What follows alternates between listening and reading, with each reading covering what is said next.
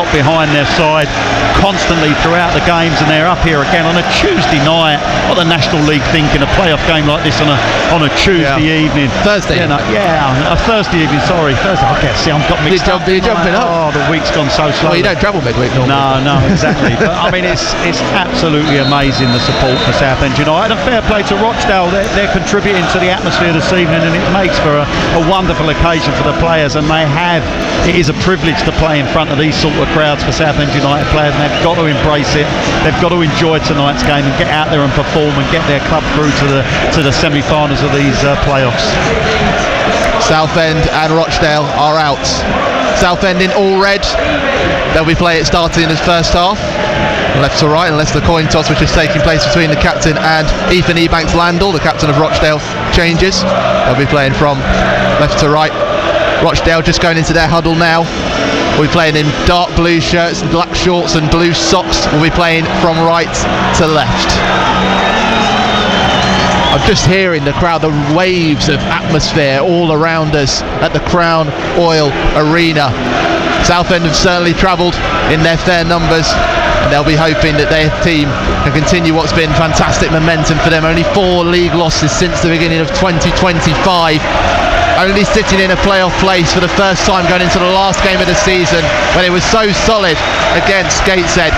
The question is, can they do that here against a team that had the 4th best home record of everyone in the season? It will be Southend to get us started off. Ollie Coker standing over the ball. Referee Andrew Humphreys getting ready to get us started, assisted by David Holmes, Harley Hetherington. 4th official Stuart Morland, seconds away from getting this eliminator started. And off we go. Can Southend, in what could be the first of 3 cup finals, as Glenn Pennyfather puts it? Early pressure though from Rochdale. It'll fall to Jay Bird, but Noor Hussein gets him off the ball. He's conceded a foul in the process. About 5 metres outside the penalty area on that right side. Glenn Pennyfather, lively start. Yeah, it will all come from a nervy first touch by Nathan Ralph. The ball was played back to Nathan Ralph by Ollie Coker from the kick-off. He was quite deep, and it was a loose first touch, and that allowed the pressure. He had to go square to Ben Goodliff, who was immediately put under pressure. It got blocked, and suddenly Blues find themselves having to defend this free kick early. But if he'd have had a decent first touch, that ball was being launched, because Blues had lined up about 4 or 5 on this right-hand side. But unfortunately, the set play from the kick-off didn't happen, and Blues have got to defend this free kick just on the left-hand side, just outside the penalty area. Aidan Barlow, one of the names that's come into the starting 11. He's got 5 Rochdale men inside the penalty box on that right side. Barlow lifts it. And it's ahead of Ebanks-Landell. It just goes beyond all of them. There was a touch from Ebanks-Landell last before it went over the byline, so it will be a goal kick for Southend. I'll talk you through the team. As we said, the one change from the Gateshead draw, with Josh Walker coming in for Charlie Kendall, Nick Hayes in the goal, a back 3 of Taylor, Goodliff and captain Nathan Ralph. Gus Scott Morris on the right, Jack Bridge on the left. Noor Hussein sits in front of the defence, with Keenan Appiah Forson and Ollie Coker in front of him. Josh Walker and Tom Hopper leading the line. For Rochdale, Killian Barrett is in the goal. We've got a back 3 of Kyron Gordon, Ethan Ebanks-Landell the captain, and Sam Beckwith. On the right, Toby Adebayo Rowling. On the left, Tarian Alarakia, Ryan Easton, Harvey Gilmore in the middle of the midfield, with Devontae Rodney on the left side of its attacking trio. On the right side is Aidan Barlow and Jay Bird leading the line. And one thing to notice as well, I think I count about 4 players with hyphenated names across the 2 teams. You don't see that very often, do you? No, and it's interesting to see. We was told that there was going to be 3 up front, but you can already see Barlow's dropping off to make a midfield 5. Alarakia, who's a really attacking-minded player. Alarakia has been detailed to deal with Gus Scott Morris, by the looks of it, on this right-hand side. They're very much a 5 when they're out of possession, Rochdale, without a doubt. And it's Barlow dropping in, so that will leave Rodney and Bird up top. Goodliff collects the ball from defence. A bit of pressure from Bird, but Goodliff, the April National League Player of the Month, with the composure to give it back to Hayes, and he'll get the return ball. Launching it high, aiming for Hopper's head. Him and Scott Morris climb, and getting in between them was Sam Beckwith. But a tall presence as well, with his white boots as well, with Scott Morris immediately wanting to take the throw in, and right behind him, head coach of Rochdale Jimmy McNulty wagging his finger, saying, "Yeah, got better hold on." But already, I think they've detailed both wide men. I think it's Toby Adebayo Rowling is dealing with Jack Bridge, and certainly Alaraka with Gus Scott Morris. Scott Morris finds the head of Hopper, falls to Hussein, edge of the penalty area, but taken off him. Appiah Forson fights for it, but Rochdale able to clear it away to the halfway line. Goodliff volleying it back. but there was nothing that will come out of that one as it bounces into the gloves of Killian Barrett. 6 National League clean sheets this season, 4 of them for Rochdale, as he's joining on loan from Sheffield Wednesday back in March. Yeah, you can see the nerves early on from both sides. Obviously Nathan Ralph with a loose first touch from his first possession from the kick-off, and then some sort of like desperate, I wouldn't say desperate defending, but certainly panicky defending from Rochdale, clearing their lines. Well, Baden Barlow would slip to give Noor Hussein possession, then Tom Hopper in front of him also slipped, but still Southend attacking down this right. Scott Morris in possession, has to turn back, has Taylor. Or Hussein just inside, tried to thread it into a Apaya Forson, it doesn't quite come. Now Alarakia taken off his boot by Apaya Forson, but it took a touch off the Southend midfielder before it went out. So 4 minutes or so into this game at the Crown Oil Arena, 0-0. Yeah, that ball Gus Scott Morris lays back to Harry Taylor. Give him the option. Can he come on and play that first time, or does he have to have a touch? What he's done, he's played it at such a pace, he's forced Harry Taylor to have a first touch. That allows him to get closed down. If he'd have rolled it back, really understanding the pace of his ball, then Harry Taylor would have been able to put that cross in first time. Hold up, what's the referee doing now? Oh, there. Well, it's been a lovely sunny day, but all of a sudden we've got water flowing on the top left corner of the pitch because one of the sprinklers has come on. That's the last thing I think we expected to see today. Yeah. Well, because these sprinklers nowadays, they emerge from underneath the pitch like earthworms in some strange way, and then spouting out streams of water. The groundsman. That's the groundsman's in trouble here. As the Southend fans singing, "You don't know what you're doing."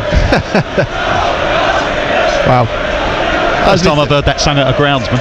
I don't think I have, no. Not in a long time. Normally the referee, isn't it? We should mention it though. We were talking to Kevin Mayer before the Free Nash interview, and now that has gone off now. He did have a few concerns about the pitch out there, and it is noticeable for it. This has been used as a rugby league pitch as well, and I don't know if it's still used as that, but it is noticeable in place, and we've seen 2 players slipping as well. Yeah, I mean, you've been down there at pitch side. I mean, it's like it is one of those pitches you look at and you think, oh, it looks nice from up here, but actually when you're on it, it's obviously a little bit bumpy, and it's going to looks like it's got a few divots in if you look at it in quite intensely. But the same for both sides, Warren, and you've got to deal with that. 5.5 minutes into this National League playoff eliminator between Rochdale and Southend on BBC Essex Sport. Ollie Coker spreads it out to the left. Jack Bridge has to track back over his halfway line. Nathan Ralph to Goodlift. Plenty of space in his own final third. High towards Scott Morris, who'll head to keep it in, but according to the assistant, David Holmes, it just jumped out before Scott Morris could keep it. I'm not sure Aidan Barlow knows what his role is at the moment, because he is looking, and we did get told he was going to be part of a 3 up front. If you look at him, he's going from one position to another. He's not quite sure whether to go forward and deal with Harry Taylor if he's in possession. He's not quite sure to sit and deal with Keenan Apaya Forson, and on that occasion he got caught in no man's land, and if Gus Scott Morris had kept that header in, Apaya Forson was in. But it's going to be interesting to see tactically what they're going to do, because they're going to get outnumbered in there if Barlow doesn't do that blindside work on one of the midfield players for Southend. Player with a very impressive CV, spent his youth career at Manchester United between 2006 and 2020, joining Rochdale from Eastleigh last summer. Played for England at the Under-17 European Championships in 2017. Yeah, but spell at Doncaster as well. I think he did. Yeah. You say he is playing deeper than Devontae Rodney and Jay Bird. Had a couple of touches, a bit of a nervy moment as Sam Beckwith played it back to the goalkeeper Killian Barlow. Walker trying to intercept but couldn't get there. Rochdale still in possession. Send it to Goodlift's head, who sends it forward again. Now Adebayo Rowling can't keep it in possession as Hussein will give it to Ralph. Southend trying to advance. Ralph winning the follow-up header. Coker trying to give it to Bridge, but it's become a bit messy. It's all pinball, and now it's bounced off Hussein, and now there's space for Aidan Barlow to counter. They haven't got the numbers, and Hussein with a great sliding tackle to stop his momentum. Adebayo Rowlow keeps it moving though, gets the 1-2, puts it into Devontae Rodney inside the penalty area, turning and twisting, trying to get round Hayes, and he's found a way through. That's the roar of the Rochdale fans, who have gone ahead in the first 8 minutes here. It was all about keeping attention. Adebayo Rowling driving that, kept it round, and Devontae Rodney, he's haunted Southend before, got the first goal at Roots Hall in February, he's got the first goal in this playoff eliminator. 8 minutes in, Rochdale 1, Southend 0. Yeah, it was really scrappy play in and around the halfway line, both sides kind of playing pinball. Suddenly it breaks to Nora, and it just comes off of Nora. You know, it's a heavy first touch. Barlow has stolen it, and that no man's land position, that's when it hurts you. If he steals possession there, he's not being dealt with any better. He's driven forward with the ball. He's fed Devontae Rodney, and you have to say Rodney has still got a lot to do, Warren. He's chopped, I think he chopped Ben Goodliff, went one side, chopped him the other side, and he looked like he'd overrun the ball as Nick Hayes came out to spread himself, but somehow he managed to work the ball again, and from a tight angle he slid it into Southend's net to give Rochdale a win, give Rochdale the lead, sorry. Yeah, plenty of time to change it, but Rochdale with the advantage at home. Nick Hayes won't get 5 consecutive clean sheets for the first time in his career, conceded his first goal since the middle of April, Solihull Moors at Roots Hall. So frustrating start then for Southend. It did look, Glenn, in those stages, they were trying to get it under control, Southend, trying to move forward on their left wing, but it was all pinball in there, it was, and the positioning was spot on, and the work of Adebayo Rowling created that. He's trying to get on the ball now. He's got the turn on Nathan Ralph, but won't keep the ball from bouncing off of the right corner for Southend's attack.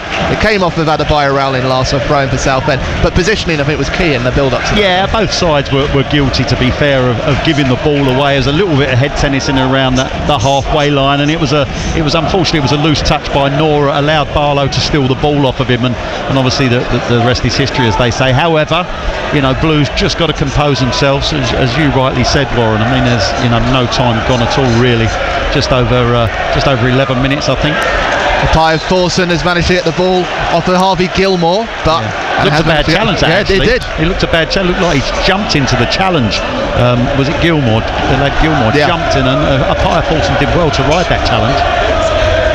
Good spot by the referee, because nobody really appealed for it, but from up here it didn't look the best of challenges. Andrew Humphreys, man in the middle, first time referee in Rochdale, 5th time with Southend. Haven't lost with this man in the middle. 2 wins, 2 draws over the time. The free kick finds its way to Scott Morris on the right, but he can't get it into Walker as he backs Landell, brings it forward. The ball will come to ground on the edge of the centre circle inside Rochdale's half. Rodney bringing it down, but can't find another Rochdale man. Southend in possession through Hussein and Scott Morris. The Pio Thorson, Scott Morris. I'm going to be using a lot of names today. Intercepted though by Sam Beckwith. Well, his clearance goes into just to our right, 20 metres away, and it will be a throw in for Southend. Plenty of room for Scott Morris to run up. He's got a good 3 metres to run up to. Not quite the distance he had at Gateshead on Bank Holiday Monday, but still, he will use it. They've got no boards to move in either, have they? No Sunderland tricks. Yeah. Scott Morris launching it forward, but straight into the gloves of Killian Barrett, man on loan from Sheffield Wednesday. You would feel, though, if that long throw is coming in, you would have feel somebody's detail to be on the goalkeeper to stop that happening. He's had a free run, he's had a good look at the ball, he's allowed to have 2-3 steps before he comes and collects the ball at his highest point. You know, you feel that Southend United should have somebody not balking him, but certainly impeding him at some stage, legally of course. Another throw in for Southend, this time just beyond the halfway line on the right. Scott Morris going back to his defenders. His Goodliff has Ralph on the left in front of those Southend fans who have fed themselves right across that west stand. Hayes put under pressure by Jay Bird as his clearance bounces straight out towards the right, and it will be a throw in which Rochdale could take inside Southend's half if they wanted to. It's Taran Alarakia who will take it. Another one coming into the Stars 11. He's got his last goal against his former side, Wilston, back on the 8th of March. Got 5 for the season. Man who we might recognise as Averley or a Malden Tiptree or Colchester United fan. And time there in his career. He throws it into Devontae Rodney, but muscled off it by Scott Morris, but it came off Hussein before it went out. So it'll be a throw in again to Rochdale, who gained 10 metres. The assistant referee didn't have a clue. Did not have a clue what was going on. Barlow pushed backwards by Hussein and Haskell all the way back to Beckwith. Killian Barrett Sells the dummy on Walker. It's a great space for his long kick. Aimed towards AJ Bird. Scott Morris muscling off Barlow. He's winning that physical battle at the moment between those two. Ralph opens his body up and allows Coker into the game. Gets it back from the midfielder. Now to Bridge. His touch though is heavy. It does come off Adebayo Rowling, so a throw in for the Blues on the halfway line on that left wing. 13 minutes in, still Rochdale leading Southend 1-0 on BBC Essex Sport. Yeah, I mean, Kevin will be disappointed with the goal, but I don't think Blues have started particularly badly. I think, for possession-wise, they've probably had the lion's share of that at the moment. A part of Forster with some acceleration away from the halfway line. Has Scott Morris out on his right and finds the winger. With the cross in, it's across Hopper and it's across all the other Southend attackers, are cleared away by Ryan East. Comes back to Taylor of Southend. Maybe they'll get another bite of the cherry as they go backwards all the way to keeper Nick Hayes. He'll be glad to get a couple of composed touches on the ball because he's had a tough first 13 minutes though. Scott Morris heading it into the path of Tom Hopper, but judged to be offside. There'll be a restart for Rochdale inside their own half. Yeah, I mean, it's obviously a highlight. Alaraki is not going to beat Gus Scott Morris in the air. They're trying to hit for every time Nick Hayes is getting the ball. He's trying to hit Gus Scott Morris out wide right. On that occasion, Gus Scott Morris have just strayed into an offside position, but it's clearly something Blues have worked upon. Yeah, Scott Morris desperately eager to get back on. Goal kicker just slipped over with that. Oh, and there's another acceleration away from Rodney. They've jacked past Noor Hussein. He's driving towards Ralph, but he's kept his body big and got a boot on it before it could be threaded into Adebayo Rowling, who's now got to work because Southend trying to drive down their left with Jack Bridge, but does manage to get back, and Bridge has to go back into Hussein. He got caught napping a little bit. Yeah, even Barlow's looking more comfortable now. You can see he's being more adventurous in terms of his aggressive starting position higher up the pitch. Ball is controlled by Scott Morris. Excellent ball into him. Walker able to turn into the penalty box. Roper a shot, but it comes off Ebanks Landell, and it'll be a corner kick for Southend. There's applause from the Rochdale fans, but gentle encouragement for those Southend fans on that west stand. Yeah, lovely first touch from Gus Scott Morris. Come inside on his right foot, just fed the ball nicely into up the safe side of Josh Walker, and the defender committed the sin of trying to steal a ball he was never favourite for. Josh Walker has just rolled him. He had a sight of a goal, but it was I think it was Ethan Banks, wasn't it, who got the blocking in the end, but good approach play from Blues. So Jack Bridge to take this corner kick, right footed on the right, will swing away from the goal. Six to him out in the middle, goes short, left by Hopper, brilliant move, and it's in! What a goal from Southend United, but it's ruled for offside. I was just about to say it's a move from the training ground. It's played along the grass outside of the penalty area, whipped towards the middle. Tom Hopper, edge of the 6-yard box, to poke it past Killian Barrett to go into the left side of the net, but the assistant rules it out for offside, and Southend almost responding within 7 minutes of going behind, Glenn. Yeah, clever move, wasn't it, from Blues. Unfortunately, the shot was meant to hit the target and go in. Unfortunately, I think was it Gus Scott Morris with a strike, and just completely miscued the strike, and that's allowed Tom Hopper to steal it at to tuck it in at the far post, but he was offside in an offside position. Noor Hussein's conceded a foul on Devontae Rodney inside Oldham's half, right side of the centre circle, and Rochdale have decided to take it quickly. Yeah, Rodney's just causing a few problems by just sitting in that no man's land position, just in between sort of Nathan Ralph and the midfield players, and Nathan Ralph's not quite sure what to do with him himself at the moment, whether to go in with him or allow Noor Hussein to deal with him.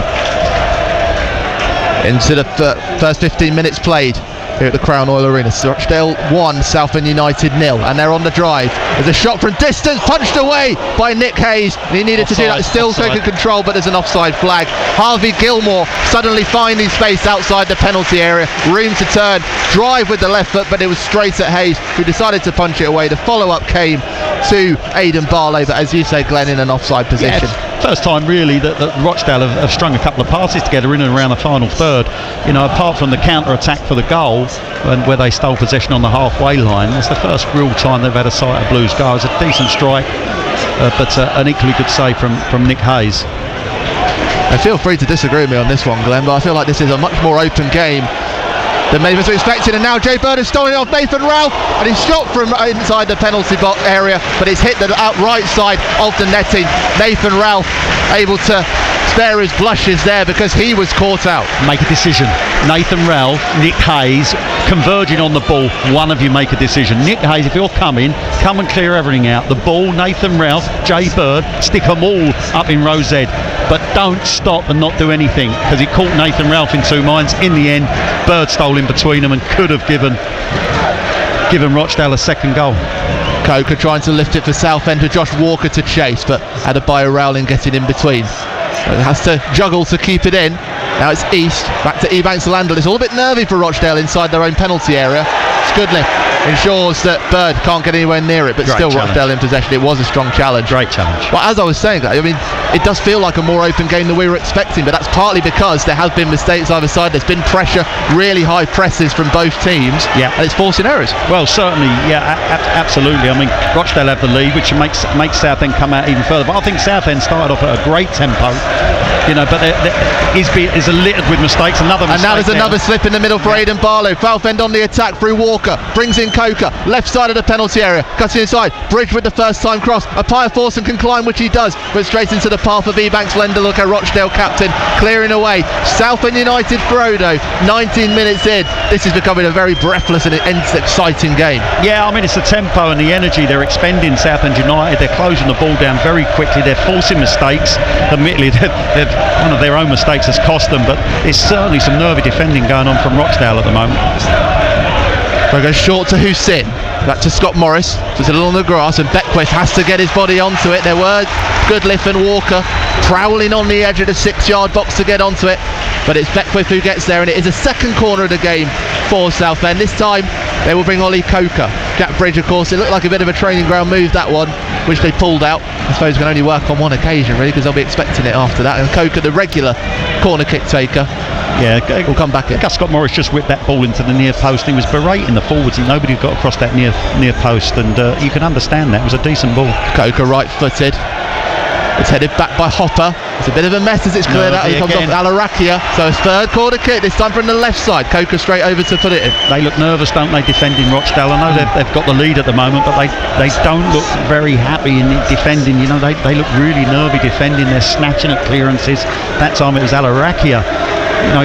He was more or less faced his own goal. He should have hooked it, and what he's done is just volleyed it straight out of play behind the goal. So take three from the corner. Ollie Coker on the left. It'll swing towards the goal. Antti Tuema goes near post. A header from Ralph, but he goes to the left of goal.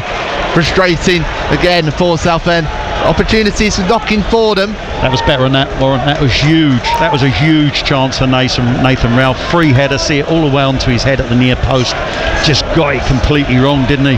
Got his timing wrong, and he's headed it wide of that post and it looked like the goal was gaping for him. Great opportunity for Nathan Ralph. Super ball in, you have to say that, Jack Bridge. So still Rochdale 1, Southend 0, despite the best efforts of Nathan Ralph, looking for his first goal since the middle of November.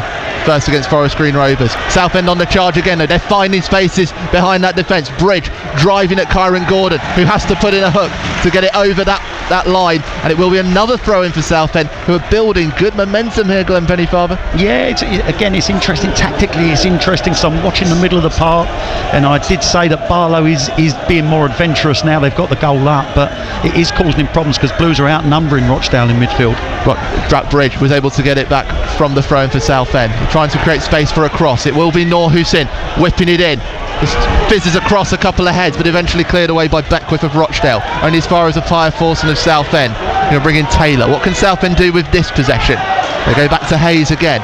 Maybe they will target the head of Tom Hopper, and they're going to try and get Scott Morris on it. But Alarakia does climb for that header, but no composure on it, so it will be another throw in for Southend. That must be the fifth or so that they've had in these opening 21 minutes.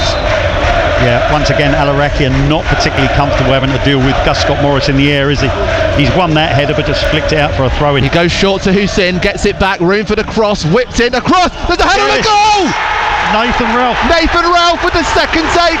First time he missed, Second time on a whipped cross from Gus Scott Morris. He finds that top right corner and he goes straight over to those Southend fans who are celebrating wildly in the sunsets of the South Pennines. Southend back level, 23 minutes on the clock. Rochdale 1, Southend 1. Well, I'll tell you what, he got that first header wrong at the near post, didn't he, from the corner, but by heck did he get that one right, and that was a difficult one to deal with.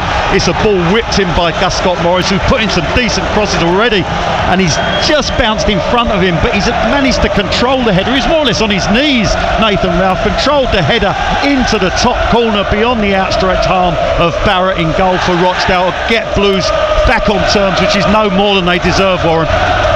What was this Kevin's been saying? We're getting the crosses in. Just got to get someone in the end of them. Yeah. Get your defenders on the end of them, that's what you need. Well, Nathan Ralph does get his third goal of the season, his first since the middle of November, and it really is game on. That pressure, Glenn, that had been building has counted to get them back on. They've looked nervous, balls put into their box, Rochdale. As I said, they've been snatching at clearances, they don't look comfortable. Which is very surprising to see, because Rochdale this season, they've had the fourth best home record, only 21 goals conceded in 23 games at home this season. But as we say in the playoffs, that doesn't matter. It's a cup final. That's how we have to see it. Listen, you have to give a huge amount of credit to Southend United in these opening 25 minutes or so, because what they've done, they've really taken the game to their opponents. Yes, they got caught on the counter-attack that put them a goal behind, but boy have they responded. They've responded and shown real character to respond, because they didn't shift away from the clear game plan that they had. Sticking to the plan. At 24 minutes on the clock here at the Crown Oil Arena. It's Rochdale 1, Southend 1 on BBC Essex 4, all frequencies. Ball from Nick Hayes bounces a couple of times before it's headed forward by Beckwith. Hopper trying to get it to Walker, but Rochdale's left centre back is able to get it forward again. But Ralph, who suddenly found his feet in this game, winning it off Rodney. There's nerves as Bridge tries to put pressure on the Rochdale goalkeeper, Killian Barrett, headed back into his path by Adebayo Rowling. The Southend certainly finding their feet, and they're the fans you can hear singing right now.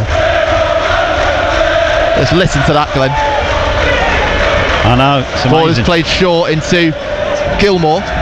Is it back to Ebanks Landell, the defence for Rochdale, enjoying possession, but Gilmore has to go back to his keeper due to pressure from Appiah Forson and Hopper. Appiah Forson guy, he will feed off that kind of play. Well, I said that to Victoria, didn't I? The fact that now possession's been given away, sorry to interrupt, because Southend, they're not wasting any time here. They want to be back on the ball. They're inside Rochdale's half, but Hussein decides to go back. Yeah, defensively, Appiah Forson does so much good work. He gets after people, he bites at their ankles, he doesn't let people rest, and he causes the lad Gilmore, he keeps asking for the ball in areas he can't even see what's going on forward. I mean, that's great if you're that comfortable on the ball, but he doesn't look that comfortable on the ball, and he keeps getting caught in possession. Someone who looks comfortable, Appiah Forson, he's just managed to keep control of the ball, balancing on that right wing from a header from Scott Morris, and he's kept Southend in possession. Bridge trying to keep them moving forward.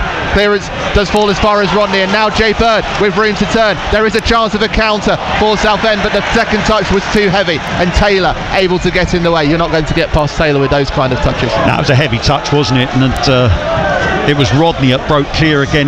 He's the man that looks most likely if he gets in decent possession. We know he's good on the ball, and it was him that won that initial challenge in the middle of the park that set Bird free. But it was a super challenge from Harry Taylor. Nothing less than we expect, I suppose, from Harry Taylor, what we've seen throughout the season. Yeah, Harry Taylor, I'm sure he'd love to get on the scoreboard. His last goal, May 2021. He hasn't scored for Southend since he joined. Last goal was in one of his last games at Barnet in a 2-0 win over Maidenhead. Meanwhile, Rochdale playing out again from the back through Alaraki. He's tried to nudge it into Gilmore. Walker had managed to get it into Appiah Forson, but the referee seems to have spotted Walker taking a nip at the heels of Alarakia. Well, Walker won the ball, I think, to be perfectly honest. I think Walker's got the ball. Alarakia's gone over after the challenge. The referee, he's allowed Alarakia to get away with that one. Kevin's berating the fourth official, but like we always say, with me and you would probably do it if we was down there. However, the fourth official can't do anything about it. And the man acting as the barrier between the two, Mark Bentley, the first team coach. Oh, the ball is played hard into Devontae Rodney, looking to volley it across, but he didn't have a man, making a run into the penalty area from that left side. Alarakius chased it, manages to keep it in. It comes off Scott Morris, who again is yelling at his defenders. It was a quick free kick actually, played across, and it was into Devontae Rodney's path. Plenty of room inside the penalty area to whip it across. I'd question Nick Hayes there, his starting position. It's bounced and it's ended up just outside his 6-yard box. Alarakia whipping the cross in, and there is a response again from Rochdale.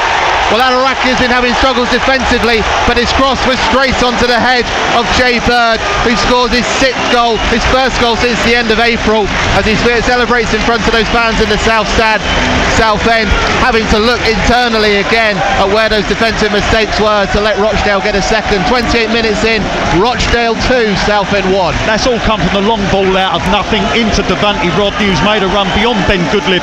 But I think for me, Nick Hayes has got to come and collect that, Warren. He hasn't come and collected it. It's ended out going for a throw-in on their far side.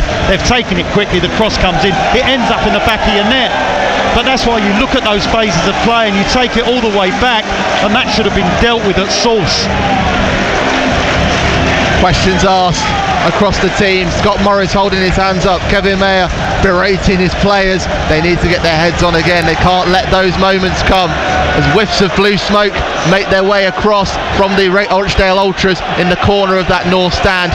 They're the ones singing again. Yeah, but it's frustrating. I can understand, Kevin, it's frustrating because that ball should have been dealt with, Ron. It's a nothing ball. It's a ball smashed forward into an area that you've got to deal with. They haven't dealt with it, and the next phase it ends up in the back of your net. It should have been nipped in the bud so early, and that wouldn't have happened. That's why Kevin's annoyed and frustrated. You can understand that.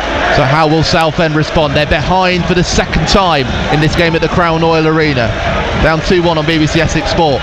Clearance from Rochdale and as far as Hussein, but Gilmore will try to come forward. Coker makes himself strong. Southend winning it back. Hussein inside the final third, and now he wins a foul off Devontae Rodney. Tell you what, you get round the lad Gilmore because he's got caught in possession again now. You know, he wants the ball, and that's great. He wants to keep coming and get the ball, but he gets himself in some poor positions. He's had the ball stolen off him again. This time I think it was Tom Hopper on the blind side. Then Noor Hussein burst forward, and in the end Blues get a free kick. But Kevin will be even more annoyed because Southend United are in the ascendancy. They'd recovered from the early going down to that early goal. They'd recovered, they'd responded, they'd got the equaliser, and they was the side on top, and they was the side that looked likely to go and get another goal, and suddenly Blues find themselves 2-1 down. Maybe they can create something from this. Free kick, Ollie Coker standing over it, in line with the right edge of the penalty area, 20 yards out from the byline. Puts his hands up. Plenty of attacking options for this one. Header for Scott Morris, but lacks the direction on it as it loops over the crossbar and into the welcome hands of those Rochdale fans. Southend not able to take that one. Looked like he was just there a shade early, so he was having to wait for it to get to him, and he's not actually arriving and heading it. He's having to wait for the ball to get to him, and in the end he's got slightly underneath it and just lifted his header over the crossbar. Wonderful atmosphere though. Oh, it really is. There are flags being placed everywhere, scarves being waved, fans singing. Adebayo Rowling has switched over to his right side, trying to get past the Pia Forson, but he'll have to do more than that to get past the Southend midfielder, the young player of the season at the awards presented by Glenn Pennyfather a couple of weeks ago. Yeah, brilliant play by Keenan and Pia Forson. Read Adebayo Rowling, read him trying to take him on for pace, and he wasn't having any of that. Rochdale with possession inside Southend's half through Rodney, has to go back to East, and now the defensive line will have a go at this one. I can see that Adebayo Rowling has switched over to this left side, and he's seen Alarakia switch over to the right, and I think they're suspecting that he'll have a better time against Scott Morris. That'll be all to do with Scott Morris winning all his headers. Look at Pia Forson charging forward again from inside his own half. Yeah, foul goes down. It was it was Gilmore who made the challenge on him inside Southend's half. Pia Forson, he's gone past a couple of players, nudging it towards Walker, but a foul given. No yellow card on this occasion. Well, Gilmore knew exactly what he's doing. He's just body checked Keenan and Pia Forson. But it took a little bobble. Walker still able to keep it for Southend, but he's judged to have taken a nick out of Beckwith as he was trying to turn and take the ball. So a free kick for Rochdale inside their own half. 5 metres away from the halfway line. 32 minutes played, Rochdale 2, Southend 1. We've had a lot that's happened in these 32 minutes. Yeah, it's been I know they talk about a great advert for the National League, but it's forget that a minute. It's been a good game. It's been a good game, and I'll tell you what, Southend United have been the better side in this. Even though they find themselves 2-1 down, they've certainly been the better side. A couple of defensive mistakes, which is so frustrating. But certainly loads of things to come in this game, I'm sure. Certainly so. Throw in for Rochdale on that right wing in front of the Southend fans who have put their flags out, make themselves known. I've spotted the flag of the fan from Kuala Lumpur. He travelled 6,500 miles to be here, got the plane on Wednesday night in Malaysia, arrived on Wednesday morning, 5 in the morning, got over to Rayleigh for his overnight stop, and then got on the bus at 11 o'clock this morning. They've come by plane, train and automobile to be here, the Southend fans. And they've been treated to quite the spectacle at the moment behind. But as you say, Glenn, probably the better in possession had those 2 slips in concentration. Scott Morris trying to launch it forward for a Pia Forson to chase down the right, but a bit of a height difference between him and Cam Beckwith chasing that one down. It does result in a Southend throw-in. 10 metres from that right corner post. Scott Morris, as you suspect, will line up a long throw for this one. Yeah, you've got to get to make sure that they don't allow the keeper to come and collect this cleanly like they did on the previous one. 33 minutes on the clock here on BBC Essex Sport, all frequencies. Me, Warren Muggleton, and former Southend United midfielder Glenn Pennyfather. Scott Morris are launching this. We'll find the edge of the 6-yard box. Hopper able to get his head onto it, but couldn't drive it into that right corner. Stepping backwards onto the ball, couldn't get enough power on it. It loops over and will be a goal kick. Trouble is, Warren, how many goals have you seen scored like that from a header, from a long throw that's coming backwards over your shoulder on the outside shoulder? You're going to crane your neck round and try and get it goalwards. Never. Those balls have got to be flicked. So there's got to be a second phase coming from somewhere. The ball's played into that area for a flick, then you're getting the second phase players coming in to attack it beyond that. You know, to try and score and try and head it towards goal on that occasion was just the wrong decision. Last time I've seen that kind of goal, I'd either have to go back to late naughty Stoke City in the Premier League or Tamworth 24-25 season. Peter Crouch. Devontae Rodney trying to keep control of it inside his own half. Hussein has taken a slip and he's gone down. Another slip, and Hussein has stayed down as well, but Rochdale in possession on their left through Beckwith. Hussein's back on his feet, nothing sore about his. A little bit of a limp, but he's going to carry on playing for the moment. East spreads it out to Al-Arakia. Bridge in front of him, Southend trying to defend. Rochdale into the final third. There's a sliver of sun, which Corey Gordon was playing in, to Gilmore on his left, and now Beckwith putting it into Bird. And Rochdale enjoying some neat possession here, and they've worked some space for Barlow, who could create a cross. Tries to go back to Beckwith. And Adebayo Rowling hugging that wing. Scott Morris in front of him. Checks back to Beckwith. Played across again. Is Adebayo Rowling space in the penalty area and loop it across, but lacks the accuracy on the cross. And got Scott Morris again. He's shouted in frustration. Everybody in the Southend team was wondering how they allowed Rochdale to have at least 15 passes in a row there before the cross had not a lot of accuracy from Toby Adebayo Rowling. Yeah, Adebayo Rowling, he's made the run, but in all fairness though, Gus Scott Morris is dealing with him on that occasion. You've got to see that passage play out. I know he's complaining about the little 1-2, the give and go, that nobody else is on the other player, but he's got to see that his own player out. Forget about the ball a minute, deal with Adebayo Rowling who's running in beyond you. Less than 10 minutes of this first half left of normal time. Rochdale 2, Southend 1 in this National League playoff eliminator. It comes off a third of Rochdale, so it'll be a throw-in for the Blues. Referee waving away. Kevin's having a word with the referee. Referee just waved Kevin away. I don't think Kevin feels that the Blues are getting the rub of the green at the moment from the referee. Andrew Humphreys not in Kevin Mayer's good books at the moment. He continues, as always, on the edge of his technical area. Darren Curry to his left. Can they find another way past this Rochdale team? Pia Forson tries to win it off Gilmore, won't succeed on that occasion, neither will Noor Hussein. Gilmore able to drive forward and he'll put it into Bird, now into the penalty area, but Taylor putting his body in the way. Get it into Bridge, but he loses possession. Rochdale win it back on that right side of Southend's final third. Waits his way back to Gilmore. Good defensive work by Taylor again, Glenn. Yeah, excellent. Here's a run from Gordon. Can't quite thread it down that wing. It'll give Southend's Coker who comes away with the ball. Little triangle with Bridge and Taylor. in front of the Blues fans. Now Hussein able to drive forward. Pier Forson slips again in the centre circle, but it's put high into Walker, but he is judged to have been offside. Gordon had been playing him right, as had Ebanks, Landell and Beckwith. So third offside of the game for Southend. Yeah, he was offside by half a yard. Unfortunately, Josh Walker, he made the run just slightly too early. Again, it's just as a forward, just run across the face of the line, then duck in.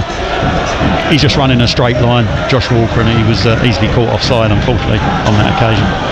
As we said before, Walker was the difference for Southend here in October. Got the winner in the 3rd minute of stoppage time of the first half.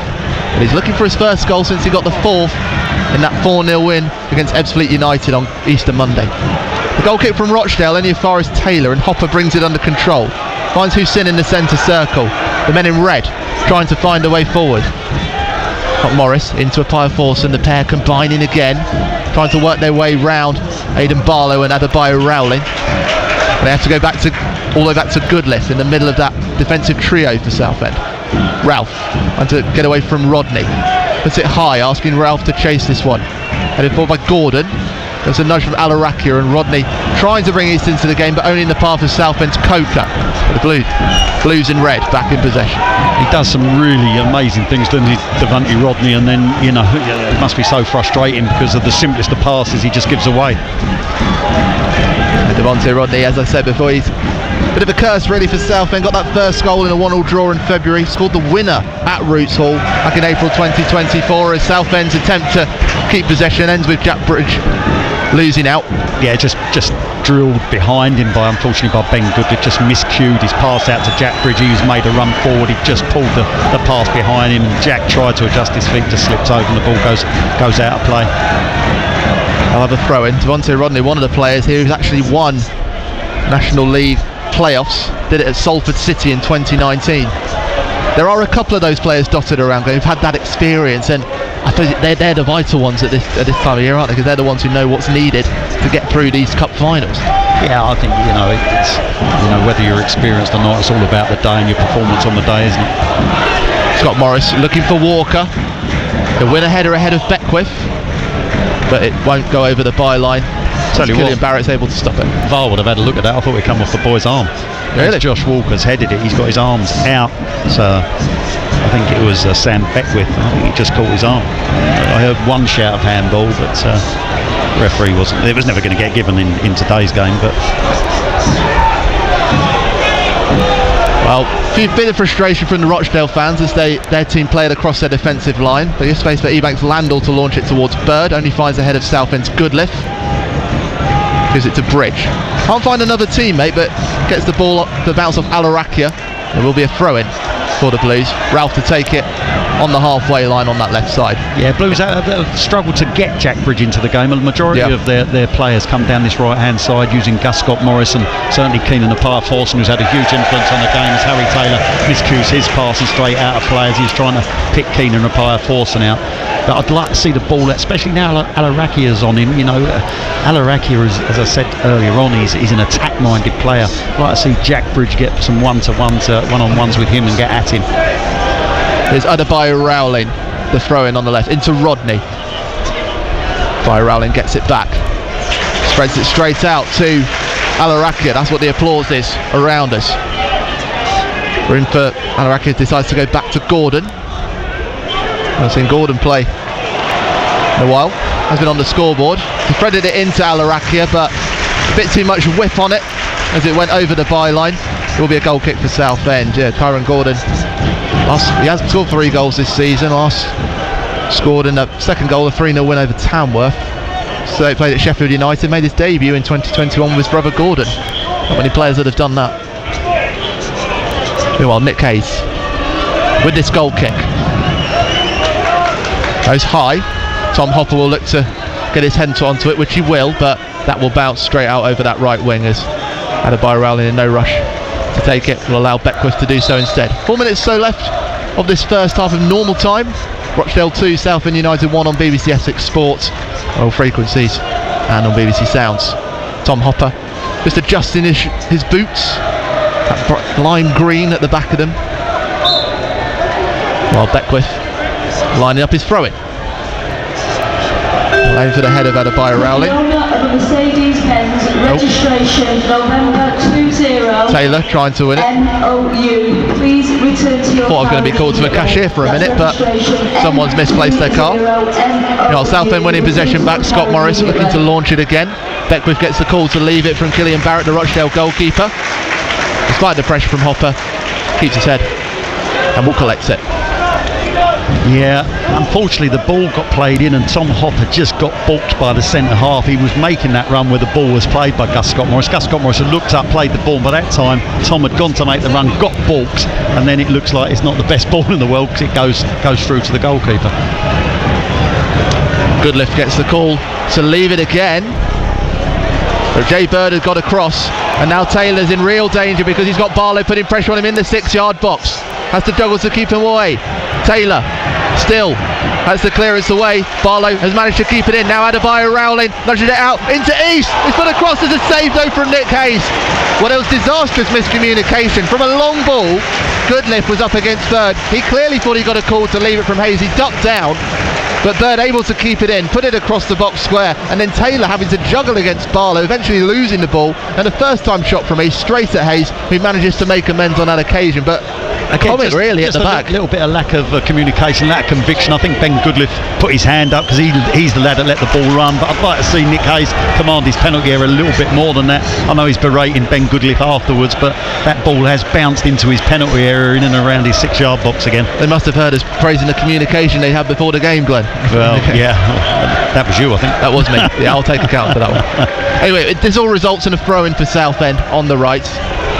Comes into Coker. Everyone hasn't really been able to get into the game. And it is a throw-in again for Southend. Ryan East with the last touch on it. 90 seconds left of normal time. I expect we'll have, looks like we're going to have 3 minutes of stoppage time. Just seeing the fourth official, Stuart Morland, adjusting it on his board. Scott Morris launching this one. Goodliff will get a head onto it. He'll fall to a pile. Forson keeps it alive. The header is cleared away by Rochdale, only as far as Norhusin of Southend. There's room for Scott Morris to whip across in. Dangerous area, but no men in red near it. Straight into the gloves of Killian Barrett. Still 2-1. That one was slightly too near the goalkeeper, Barrett, wasn't it? You can see what he's trying to do, whip it into that space at the near post, cross that 6-yard line, but this time it was just too close to the keeper, and the keeper gathered. Killian Barrett taking his time. The Sheffield Wednesday loanee. Won't be put off by Hopper. His goal kick will go a very long way. It'll bounce all the way out. There'll be Nick Hayes to return in kind. Seems a bit unusual. We don't see that often. No, you don't. That one bouncing out. Yeah. Bounced, I'd say, 20 yards out from the byline. Southend's goal. Very strange. They've got a lot of power in those legs. Or the wind maybe is doing him a favour. I think he was a little bit aggrieved that Tom Hopper wasn't allowing him to have a free. Speaking of Tom Hopper, it looks like he's just got a header. Got his hand onto the back of Harvey Gilmore's head as he was climbing for the header. Concedes the foul. Free kick for Rochdale inside their own half. No, Glenn, you're not so convinced? No, I'm not convinced about that at all. I mean, when there's two people battling for a ball, one's battling and one's not, and then he holds his neck. Confirmation of the 3 minutes stoppage time. This first half at the Crown Oil Arena. Still Rochdale 2, Southend United 1. Can the Blues find a response before the break? Or will they just see out this first period, see if they can reassess? Rodney wins it for Rochdale inside Southend's half, brings Alarakia in on the right, up against Bridge, who's continuing to check back, invites Alarakia to come forwards, but goes back to Gordon. A little slip of the ball, they lose that barometer reading of pressure, and Ebanks Landell goes all the way back, and now Mayer urging his players all to get forward, put that press on again. Hopper was doing that, he tried to slide in. There's a slip from Taylor, but it just should have been a foul off of Jay Bird. Well, yeah, again there was a coming together. Harry Taylor's gone to the ground, the referees, I suppose what you would say is probably the referee even one or two up a little bit. That looked quite soft to me as well in favour of Blues that time. So Nick Hayes called out of his penalty area. Launched it towards the left Hopper climbs, puts it into the penalty area. Coker has gone down with Evax Landell, but it's judged to have been no penalty ruling in that one. Evax Landell getting to the ball first, pushing it over the byline. Corner kick to Southend from the left. Yeah, good run, good header by Hopper, and clever thinking by Ollie Coker. He realises Hopper's going to head it into that area, and he's made his way in there and won Blues this corner. Coker swing towards the goal, far post, headed across, still alive, will fall to a fire force and outside the penalty area as it's cleared by Rochdale. Limited options though, with Barlow trying to push him into the corner, but still room for the cross. Comes off of Gilmore, and it'll be a corner kick from the right side this time for Coker to put in. Yeah, well played by Keane, the fire force, and he had nothing on. How many times have you said that in this first half? Yeah, I mean he's had an excellent first half, hasn't he? He really has. And he didn't have anywhere to go. He had two players on him, and he's made sure he's got a corner for his side. Good sign for Blues to score. Coker with the corner from the right side. Ralph going for it, but Evax Landell, the towering presence in the defence for Rochdale, clears it away, goes past Taylor in the centre circle, he goes to Hayes. 30 seconds left of stoppage time in this first half. Maybe there's one attack left for them. Goal kick from Hayes. It's picked up by Rochdale. Now there's a chance for Barlow to control it. Tries to nutmeg Hunor Hussein. He's got good strength to keep himself between the ball and the man. Back to Hayes again. Will launch it. I think Hopper to head, which he does. Gilmore has had it taken off him by Pye Forson, who's able to drive forward. Pass one, pass two, right side of the penalty area. Back to Scott Morris, but it's a light pass and Barlow able to intercept. And that will be the last action of what has been a pulsating, chaotic and entertaining first half of this National League playoff eliminator between Rochdale and Southend, with the Dale leading 2-1. A goal after 8 minutes. Devontae Rodney, some trickery inside the penalty area to get past Nick Hayes. But then 20 minutes later, Nathan Ralph, having missed a header from point blank range first, getting on the end of a Scott Morris cross to find the top right corner. But then 5 minutes later, defensive mistakes leading to Jay Bird with his 6th goal of the season to head it past Nick Hayes and give the Dale the lead at the Crown Oil Arena and give Southend an uphill task going into the second half. But Glenn Pennyfather, not so much of a mountain really when you think about it, bearing in mind what we've seen in that first half. You know, they've climbed a hill once, they're going to have to do it again, we know that, and to be fair, Rochdale's best moments have come from Southend United's poor defensive abilities really. They've caused themselves their own problems. They went a goal down by giving the ball away on the edge of the penalty area and then centre circle, and then Devontae Rodney having his dancing feet and ended up getting the goal in from a tight angle, and Blues responded really, really well. Nathan Ralph, I felt, should have scored before he got the goal from the corner, but it's a super header to get Blues back on level terms, and then they conspire to fall behind again from a long ball, which was a fight ball out of nothing that should be dealt with. For me, Nick Hayes should be coming and collecting that. He hasn't. He's been kept alive. He's gone out for a throw-in on his far side, and the throw-in's been taken quickly. The cross comes in, and Bird's got the deftest of flicks into the far corner beyond Nick Hayes. And as I say, it's Blues causing their own problems in terms of Rochdale being an attacking force. But on the other side of things, offensively, I think Blues have been excellent. Keenan Appiah Forson has been immense in that first 45 minutes. He's been everywhere on all the good things that come down this right-hand side. I'd like to see Jack Bridge get more in the game, especially now they've chopped Alarakia over the other side. I'd like to see them try and isolate him on Alarakia and get some one-on-ones with him out on that left-hand side. But I'll tell you what, there's a lot of football to be played in here, Warren. Another 45 minutes plus to come, and there's plenty for Southend United here. They're causing problems. Any crosses going in, we can see the Rochdale defence are very edgy. They're very nervous. They're struggling to deal with things, and I think Kevin will be saying that. He'll be disappointed with the goals, but he'll realise his side can go and win this game in this second period without a doubt. Glenn Pennyfather, thank you very much. Don't forget, if you are in that West End, maybe you're back at Roots Hall, maybe you're watching from elsewhere, don't forget Victoria Poly's waiting to hear from you at half time. You can text 81333 or WhatsApp 08000 321 333. Start those messages with the words Essex. Well, here in the hills of the South Pennines, we've got a pulsating clash in a playoff eliminator.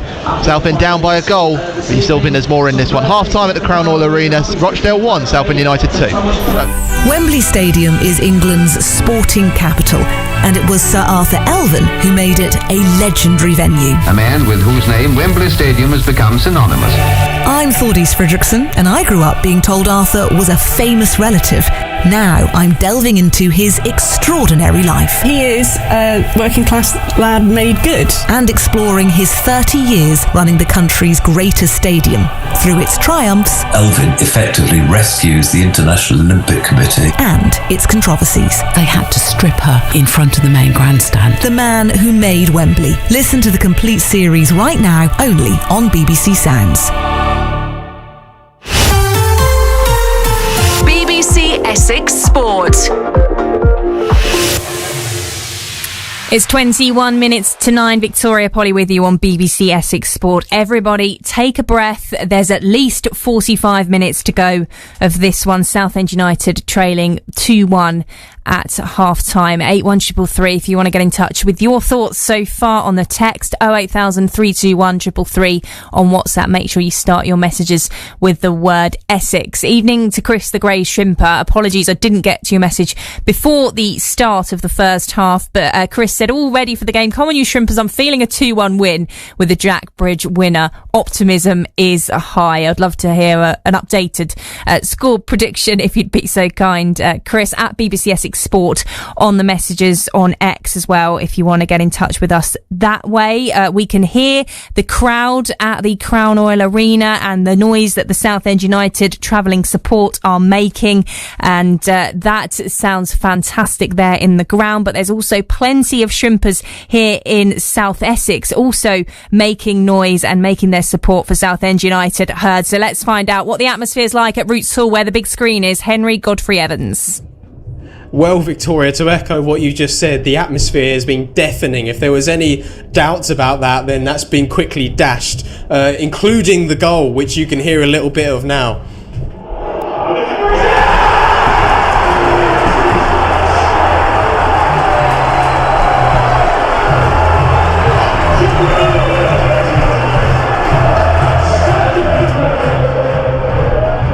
So yeah, there was that, but then obviously there was also the offside goal, which unfortunately I think I did see the flag 5 seconds or so before Roots Hall did. But you can't really complain as a neutral. It's been a spectacle so far.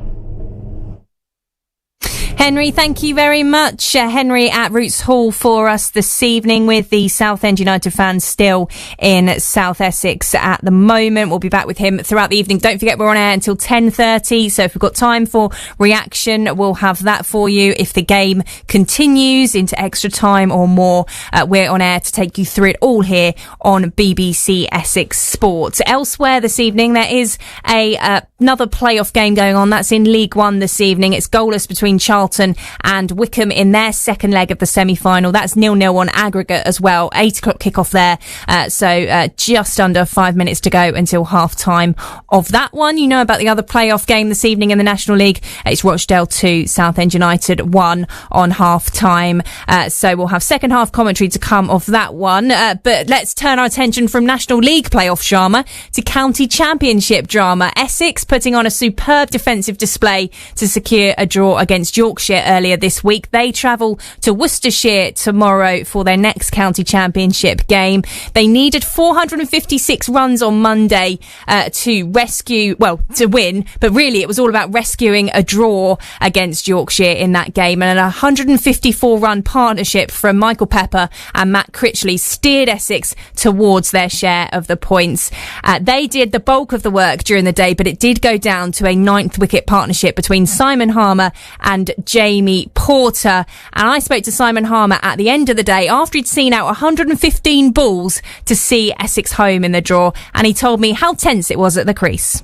There are obviously a lot of nerves, especially when you're 9 down. You understand that you're only one mistake away.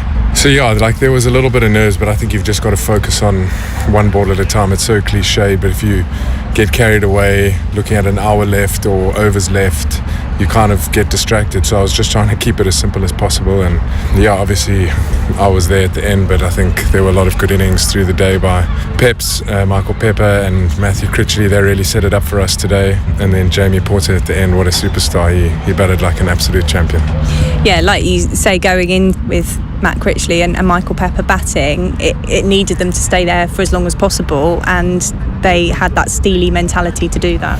Yeah, I think it was their partnership was what set today up, not losing any wickets in that first hour, and also with that second new ball they did extremely well. I think those were the two moments of the game, that first hour and the second new ball, and they looked after it. So yeah, incredible effort from them, and yeah, it's a draw, but I think we've done extremely well. If we rocked up this morning knowing that we would still be there tonight, I think a lot of guts and determination needed to be shown by the squad. It hasn't been our best showing over the last 4 days. I think we were out-bowled and out-battered by a Yorkshire team that were missing a few players, so hats off to them. I think they played some incredible cricket, but yeah, really, really good to get the draw.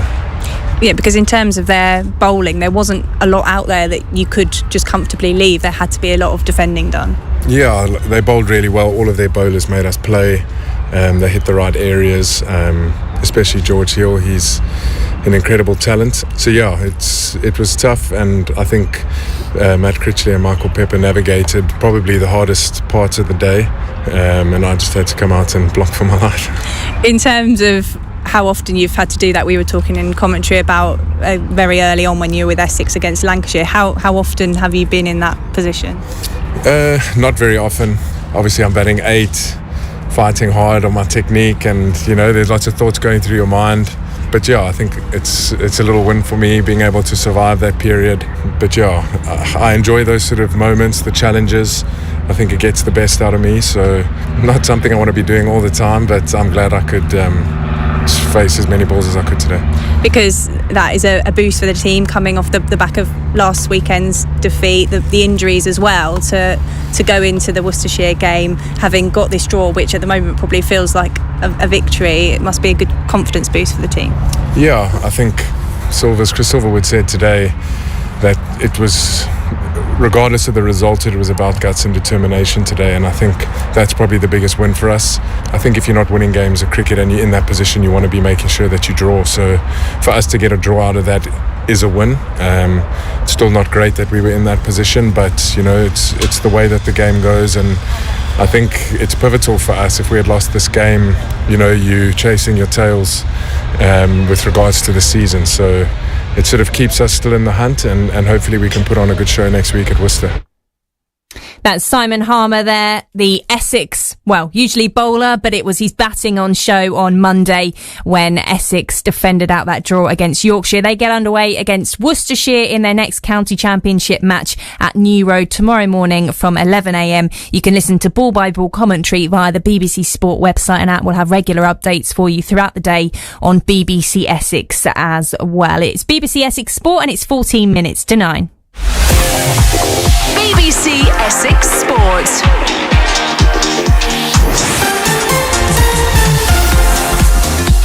Good evening to you from Victoria Poly on BBC Essex Sport, where I've had a lively first half in the National League playoff eliminator, but Southend United trail at the break. Adebayo Rowley keeps it moving though, gets the 1-2, puts it into Devontae Rodney, inside the penalty area, turning and twisting, trying to get round Hayes, and he's found a way through.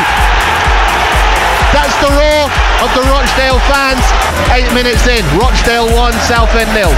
But Jack Bridge take this corner kick, right-footed on the right, will swing away from the goal. Sticks to him out in the middle, goes short, left by Hotter, brilliant move, and it's in! What a goal for Southend United, but it's ruled for offside. He goes short to Hussein, gets it back, room for the cross, whipped in, across, there's a header and a goal! Nathan Ralph with the second take. First time he missed, second time on a whipped cross from Gus Scott Morris. He finds that top right corner and he goes straight over to those Southend fans who are celebrating wildly in the sunset of the South Pennines. Southend back level, 23 minutes on the clock, Rochdale 1, Southend 1. Alaraki whipping the cross in, and there is a response again from Rochdale. Well, Alaraki has been having struggles defensively, but his cross was straight onto the head of Jay Bird, who scores his 6th goal, his first goal since the end of April, as he celebrates in front of those fans in the South Stand. Rochdale 2, Southend 1. And now Taylor's in real danger because he's got Barlow putting pressure on him in the 6-yard box. Has to juggle to keep him away. Taylor still has the clearance away. Barlow has managed to keep it in. Now Adebayo Rowling nudging it out into East. It's put across as a save though from Nick Hayes. I'm not sure I was expecting 3 goals in the first half of that one. Will we have any more in the second? Let's hope so from a Southend United point of view. Don't forget you can listen across all frequencies on BBC Essex. We're also on BBC Sounds and the BBC Sport website and app. Can Southend United come from behind and continue their road to Wembley? Let's get back to our commentary team to take you through the second half. Glenn Pennyfather and Warren Muggleton. BBC Essex Sport. Perfect timing, as always, Victoria, because Southend are making their way out onto the pitch. There's a bit of a red-purple hue making its way across the sunset here in the South Pennines. A few clouds in the sky, that dusk feel. At the moment, Southend, who are seeing the dusk of their season and looking like they'll be heading out of the National League playoffs in the eliminator stage, down 2-1. That's what it looks like on paper. The 2 goals have come down to errors. Southend worked for their goal to get Nathan Ralph in the right place. And now as they come out for this second half, bringing in Glenn Pennyfather, this isn't over. No, there's lots of football to be played in this without a shadow of a doubt. And, I'm sure Kevin would have adjusted 1 or 2 things at half-time. Defensively, Blues weren't at their best in that first period. You have to say that, and they've caused their own problems. A lack of conviction, a lack of communication at times, and just making, individual errors, which they've been punished for. Sometimes you get punished for them, sometimes you don't, but today they have been punished for them.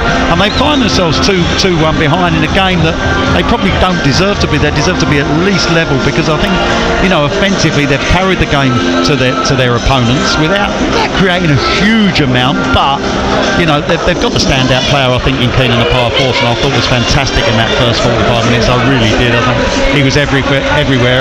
Everything that could happen from Blues came through a Power Force, and there's more that need to step up to play. As I said just prior to the half time, the fact that I think Kevin would have spoken about getting Jack Bridge into the game, maybe isolating him one-on-one with Alarakia out on his left-hand side and trying to force the ball out to this side and give Jack the opportunity to get at him.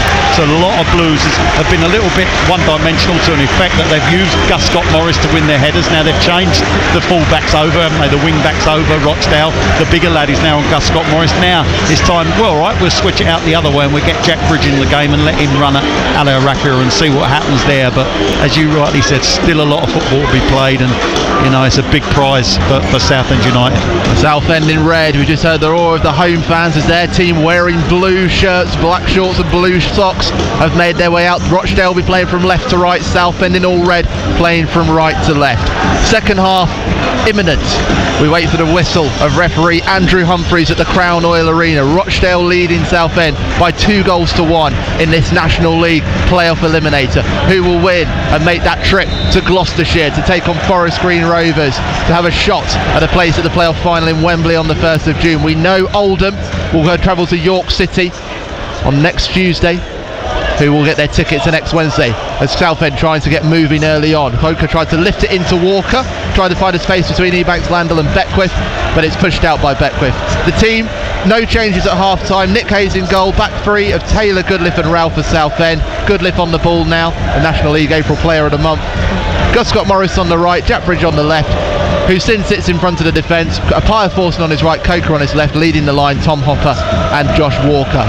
High ball played down the right. It will fall to Apaya Forson following the clearance from Adebayo Rowling. Apaya Forson tries to wrestle away, but possession is taken off them by Rochdale. Aidan Barlow moving forward, but then it's taken off him by Noor Hussein. So much passion and determination to get onto the ball from both of these teams. Rochdale set up with a 3-4-3. Killian Barrett in goal. Back 3 of Gordon, captain Ebanks, Landell and Beckwith.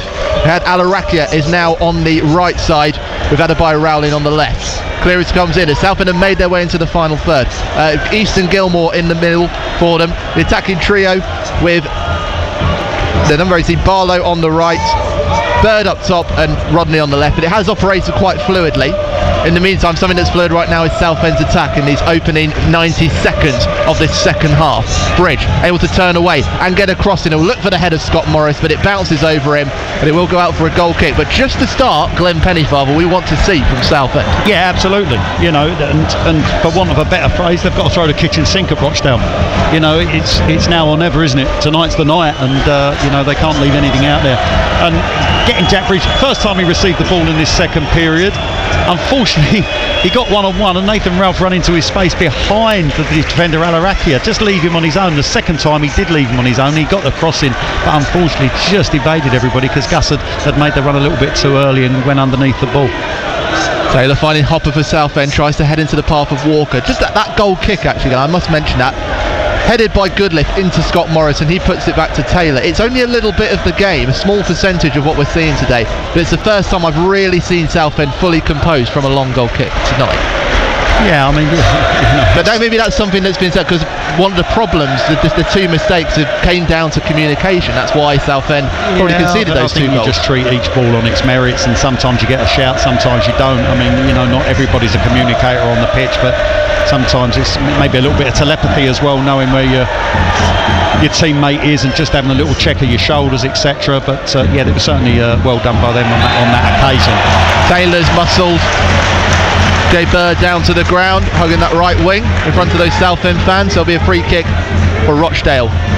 You certainly think, and I know it's only early stages in this second period, but you certainly think there's going to need some impact off the bench at some stage during this game. I mean, with the likes of Parallon and Charlie Kendall, Macaulay Bonn, I'm wondering if Cav Miley. Yeah, and of course, Cav Miley, but I mean, offensively, I'm talking about. Of course, whether Kevin, Darren and Mark have got that in their mind for a certain time.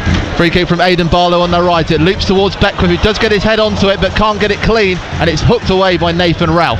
Only goes as far as Alarakia, hugging that right wing for Rochdale. He can't find Gilmore, just gets it there ahead of him, and there's a chance for Southend to counter here if they get it right. Hussein lifting it towards Bridge, but Gordon getting there first, and Ebanks Landell nudging it into Rodney.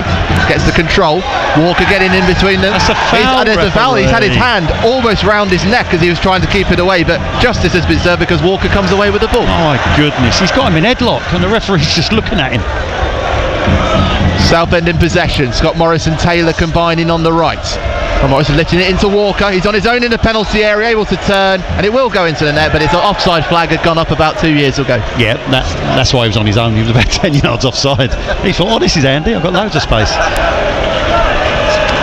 Now Josh Walker would love to get on the scoreboard here, as he did in mid-October.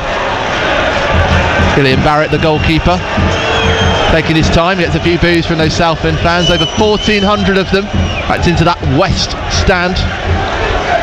And we are really, well, not quite back to the rafters, I'd say, with this Rochdale, but certainly one of the biggest attendances they'll have seen here at the Crown Oil Arena this season. Goodliff from a lot high pass towards that right wing. Have we gone back for the foul then, or was it an offside? Yeah, it's a foul on Ben Goodliff. Devante Rodney making no attempt to get the ball. Goodliff's having to run the long way around to get a header over his shoulder. He just slightly leant into Ben Goodliff as he was heading it forward. Good spot by the linesman. About time he got one. Worth mentioning, Devante Rodney's season, 18 goals in 38 games this season for Rochdale. Very much a potent striking force. Hopper trying to be potent with his header to bring in Walker from a long goal kick, but doesn't quite come off. He seems to have knocked Ebanks Landell onto his back.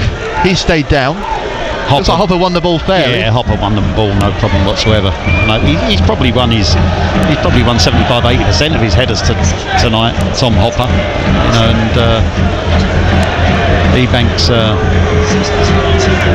Ebanks Landell back on his feet. Yeah, it is him, isn't it? Ebanks Landell back on his feet, but there was no malice in that challenge from Tom Hopper whatsoever. Well, the Rochdale captain trying to appeal to the nature of the referee, but not succeeding on that occasion. Tom Hopper, someone who does know a lot about winning playoffs. He did it with Scunthorpe United in League One in 2018, also did it with Lincoln City in League One in 2021. Nathan Ralph holding his hands up now because he's wondering, what's the hold up here? What are we doing? I don't know what the referee needs to liven them up a little bit. I don't know what the referee's doing. I think Tom Hopper was suggesting about the position of the drop ball, because we've restarted with a drop ball as you do. Well, I think Blues had the ball, didn't they? But they had it further back. But Blues were in possession of the ball, and he's given possession back to Rochdale. Bumping header from Nathan Ralph to stop Rodney getting there, and Bird is a heavy touch and a Pyre force and able to get Southend on the move. Wants Scott Morris to run down this right wing, which he will, in front of those Blues fans. Can Southend create something from this? 51 minutes on the clock. Rochdale 2, Southend 1. Still plenty of time for them. Coker went into Bridge, but too much for him. He just stepped back, Bridge. He just took a step backwards as the pass came into him, and just gave him too much to do to get on the end of Coker's pass, which was well placed. Yeah, unfortunately just misplaced that pass. But it was good work from Coker in the middle of the park. He used his body really well, let the ball run across his front foot onto his back foot so he could protect the ball, and just misplaced the pass out to Jack Bridge. But it certainly seems something that's been spoken about, because Jack Bridge has touched the ball a lot more already in this second period than he did in the first. Jack Bridge, last away goal for him came in January 2024, and they got the winner against Eastleigh on the south coast. Just lost the ball momentarily, and Rochdale able to try and get on the counter through Aidan Barley, but lets it run across him. Scott Morris has pinged the ball out to the right corner for Hopper to chase. Adebayo Rowling's there first for Rochdale, has the time to get it back to Beckwith. He drifts away from Hopper, nudges it past the Pyre Force and into Gilmore. Rochdale spread it now to the right, inside their own half. Gordon to Alarakia, but the touch was quite heavy, and he's gone forced back to the halfway line. Gilmore is able to twist away from a Pyre Force, and that's getting applause from the home fans, because they know that the Dale are building something. Yeah, first time Gilmore's really wriggled free from a Pyre Force. Barlow taking on Scott Morris, throwing it into Rodney, who's in space on the outside of the penalty area, now inside, twisting and turning, can't get the shot away though. Barlow has it taken off him by a Pyre Force, not many men in red in front of him, has to turn backwards with Ryan East to contend with, and he can only clear it around the right wing, 15 metres away from the byline, as a Pyre Forson throws his hands up in frustration. The Rochdale fans get up out of their feet and cheer. That pressing work. Yeah, it was great work again defensively, because Blues are under a bit of pressure. He's the one that's stolen the ball on the edge of the box. Unfortunately, there wasn't anywhere for him to go. He was under a little bit of pressure, and he's had to clear it. He wanted to keep it in play and clear it up the line to one of his teammates, but unfortunately just miscued it and it goes out of play. But again, good defensive work from a Pyre Forson in terms of the midfield player. So Alarakia with this throw-in. Southend fans are suddenly with a nervous energy around them. They wonder if Rochdale are building momentum. Bird on the turn, able to drive towards the penalty area. Rodney takes it off his own teammate, but has it taken off him by Southend's Hussein. Walker on that left wing, has to go backwards, struggling to keep it in, and the press was so high as Rochdale win it back through Alarakia, able to turn and thread into Rodney, right side of the penalty area, makes some space, puts in a cross, but Goodliff able to clear it, and the assistant says it'll be a throw-in. Hasn't gone out for a corner, it'll be a throw-in next to the corner flag. Yeah, I mean, we haven't really seen Alarakia as an attacking force at all. That's the first time really he's been able to show his ability going forward, just linking up with Rodney there.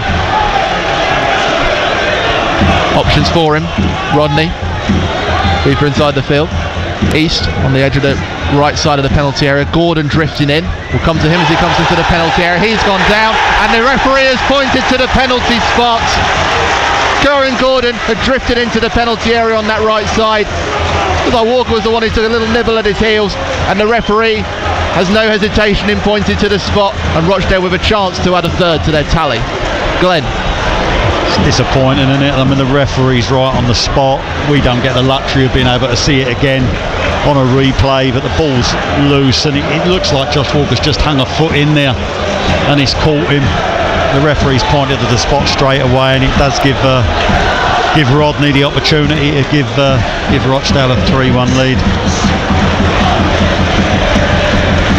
Well, that's the Rochdale fans. We're cheering, and that nervous energy has grown rapidly on the Southend fans as Devontae Rodney stands in front of Nick Hayes. Southend have not conceded many penalties at all this season. They concede one here in this playoff eliminator. Rodney stepping up, right-footed into the left corner. The net bulges. Rochdale fans celebrate. Rodney with his second goal of the game. This one from the penalty spot. And Southend now with a mountain to climb, you feel, in this playoff eliminator. Rochdale 3, Southend United 1. And Glenn, it's just, is that the moment? Is that it? Well, you know, you never say never in football, that's for certain, and Matt Hill has has grown into a mountain now for Blues, but there's still plenty of time in this. Blues haven't given up all season. That's what got them into the playoffs to start with. The resilience and the character they've shown to keep going even in the face of adversity at times. So they're facing that again now, and they've got to face it head on. I would assume Kevin will make changes sooner rather than later. I see Macaulay Bond getting ready in front of us. We can't quite see because we're obscured a little bit from the dugout to see who else is getting ready. But certainly there needs to be a reaction now from Southend United. And unfortunately, all the goals, you could look at all the goals, and they've contributed so much to their own downfall tonight, Southend, with their defensive display. It would be tough to see Southend's hopes end in this way. But on the other side, there are 32 minutes of normal time. There is still stoppage time on that. If they can get 2, they'll draw it level, they'll go to extra time. If they do that, they can go to penalties.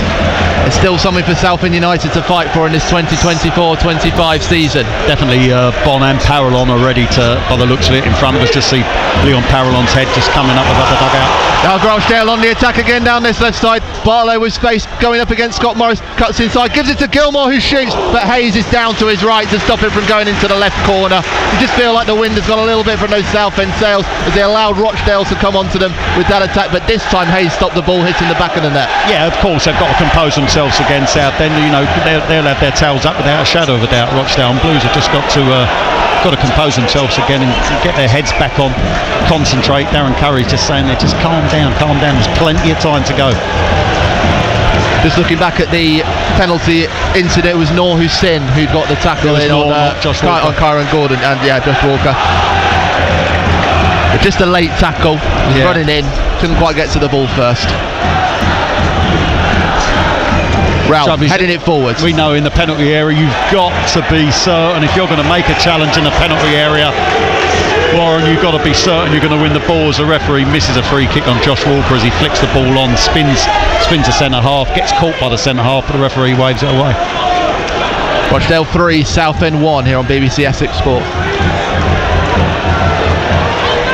Rodney wins it for Rochdale inside Southend's half. Barlow's able to beat Taylor to the ball, trying to tackle Scott Morris, but Scott Morris gets it away, hoops the ball away in frustration. It will be a Rochdale throw, but before that we will get those substitutions. Leon Parallon, Macaulay Bond coming into the game for the Blues, just in front of me. Parallon just shaking his legs, just getting ready, themselves prepared. And it's Jack Bridge that will make way for Leon Parallon first. Yeah, it's a shame because Jack never really got in the game this evening, did he? He didn't get a great deal of service in that first period, and the second half he's been fed the ball a couple of times but hasn't really made any great headway as Josh Walker is replaced by Macaulay Bond. Macaulay Bond, that experience of winning the National League with Leyton Orient 2019. What can he bring to the game? And Leon Parallon, who has been so impressive since his January arrival from Slough Town. But it's Rochdale with a throw-in, all for Southend to defend as we approach the hour mark at the Crown Oil Arena. Southend with 2 goals down against the Dale. Barrett will kick from his own penalty area. Goodliff able to win the header. It's the path of Coker, and that's control. First touches for Parallon. Able to get away from Gordon and thread it into Taylor. He has got his head up and finds Scott Morris on the halfway line, hugging that right wing. Hussein. That's a good lift. But it's the Rochdale fans that are the loudest at the moment. They've got that 2-goal cushion.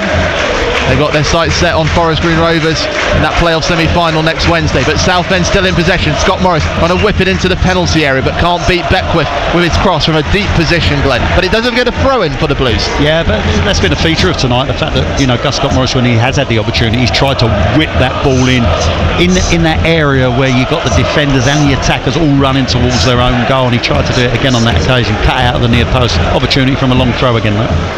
Is in front of that. The big flag for Ian Henderson, the 40-year-old Rochdale attacker. Hopper winning the header, but it's cleared away by Kyron Gordon. Only as far as Harry Taylor, who's inside Rochdale's half. Coker has spotted Goodliff at the far post, but it won't make it that far. A Rochdale defender, Beckwith, able to climb for it, and it will be a corner kick for Southend. Much to the protestations of those Rochdale fans in the south stand. Yeah, I mean, if Blues can get a goal back, I mean that makes it nervy again for Rochdale. They'll be rocking again, but Blues have got to try and manufacture something and get themselves another goal, as it looks like Rochdale are going to make a change. Hogan being readied. Coker at the right side, aims for the near post. Parallon climbs, but headed away by Ebanks Landell, and then further upfield by Ryan East. Taylor's able to track this one back. Substitution is coming for Rochdale. It'll be Liam Hogan to come on. High ball from Southend.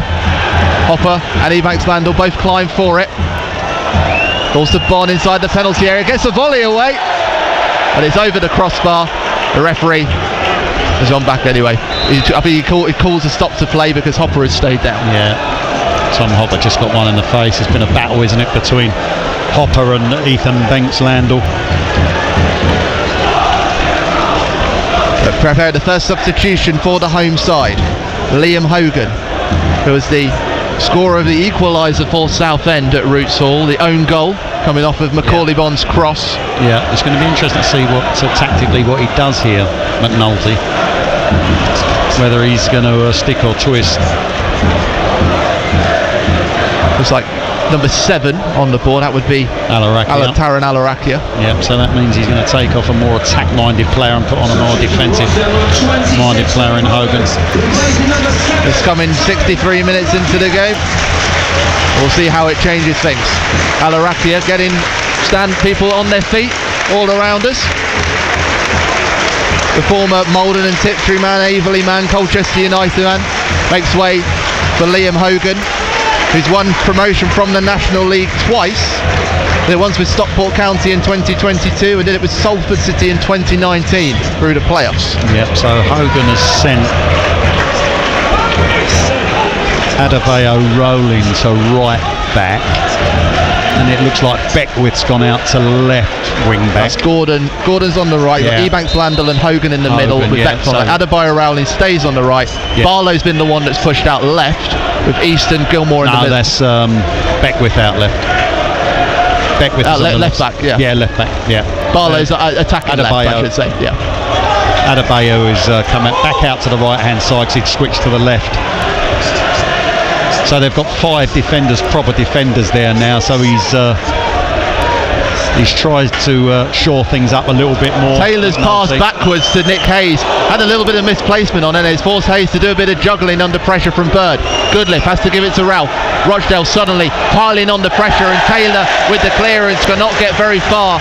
And it started with Taylor's misplaced pass back to Hayes, and it's ended with Taylor's clearance going over. It'll be a throw-in for Rochdale. Well, I mean, it's not just Southend United. I still don't understand why teams do that, put themselves under so much pressure when they have the opportunity to clear the ball. Just stick it back up here. Alleviate the pressure off your own. Adebayo Rowling tries to whip across him but can't beat Hussein, who's fired it forward to Tom Hopper to chase. The ball bounces. Ebanks Landell told to leave it by Kian Barrett. As it bounces inside his penalty area, he gobbles it into his grasp. Yeah, just skipped through. Slightly different to what we see in the first half, wasn't it? They had a protection of the ball there. He had a little bit of conviction, Killian Barrett, and just come and collected the ball. Goal kick goes high. 65 minutes played at the Crown Oil Arena. Rochdale 3, Southend United 1. Scott Morris wants it towards the right, but too much for Macaulay Bond to chase on that occasion. So it's a bit of a tire pass, that one. You just feel a bit of energy seeping out of the Southend fans and being absorbed gladly by the Rochdale ones.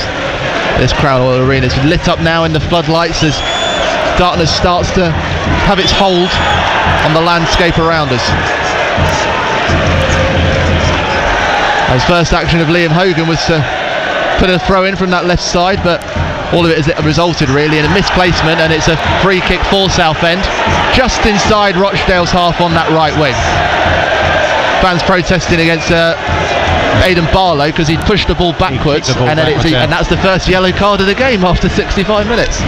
Yeah, just getting involved with Guscott Morris. Guscott Morris went to take the free kick quickly, didn't he? And Barlow just kicked the ball away, kicked it backwards towards Southend United's half. And referee, he gave him no choice really. Apparently it's the yellow card, but Noor Hussein to take this. Towards the edge of the penalty area. Bon winning the header, as does Hopper, but it will fall to Barlow on the left side of the penalty area, inside Rochdale's half. Goes back to Barrett, who fires his goal kick towards that left wing, and as far as Scott Morris, his header to Rochdale's captain. But his clearance sees Coker win it inside Rochdale's half. Now can Southend create something out of this? Ralph to Parallon, first time looking for Coker, but just behind him, and Rochdale get possession back. Bird hung in the right wing inside his own half. Gordon, Gilmore, first time looking for Rodney. Pyer Forson couldn't decide whether to go for a touch or a header as he went to claim it, and didn't hit the ball at all, and Gordon able to send it down their right wing, but it is a throw-in for Southend on their left. Whatever he did, he was effective, so he put the defender off. Coker with a... Well, I thought I'm not sure about that one, because Coker just inside the halfway line, gets pressure put on him by East from behind. His first touch becomes heavy. Him and Bird both go towards the ball. Coker is judged to have been the one that has stood in second, so it'll be a free kick for Rochdale inside Southend's half on Rochdale's right wing. I thought that could have gone either way. When the referee's on the blind side of things, he's having a guess there. He can't actually see who's won the ball because he's the wrong side of it. Both bodies are the other side of the ball. East is trying to take this one quickly, get it into Barlow, but it's been well read by Taylor, and Parallon able to clear it, looking for Bon inside the centre circle, but bumped forward by Liam Hogan, only as far as Southend's Hussein, and it's the men in red trying to drive down that right wing, but Scott Morris has to check back. Hussein, that's a good lift. Now Nathan Ralph, the captain, scorer of that goal in the first half, but Rodney closing down his long pass down the left wing, getting his head onto it. That might bruise in the morning, but he won't mind that, the man with 2 goals on the scoreboard tonight. Taylor for Southend. Scott Morris launching it forward. Bon can chase this one down. The offside flag has gone up now as it's put across the penalty area. Mark Bentley holding his hands to his head. Kevin Mayer and Darren Curry out the technical area as well. They thought that was the moment for goal number 2, but the assistant Harley Hetherington says it's offside, and that is a 5th offside of the evening. Yeah, it was a decent ball into the channel. Good run by Macaulay. Bon obviously he's clearly straight in an offside position. Kevin's just telling that. I'd like to see Leon Parallon, busting a gut to try and get in at the far post. That ball came in, and if he was onside, Leon Parallon wasn't anywhere near the far post to get a tap in. He was jogging actually in the halfway into the Rochdale half. Goal kick from Rochdale, and he finds Goodliff before it makes its way to Nick Hayes, plucking it out the air. Can we get a little bit of hurry up football now rather than hanging on to it? Yeah, we're now 20 minutes left. Still Rochdale leading 3-1 against Southend. Warren Muggleton and Glenn Pennyfather with you on BBC Essex Sport from the Crown Oil Arena. Hussein for Southend, spreading it out to the right. Look for Scott Morris, but only found Rochdale's Beckwith. Goodliff has tried to side him for the tackle, but he's made a hash of it.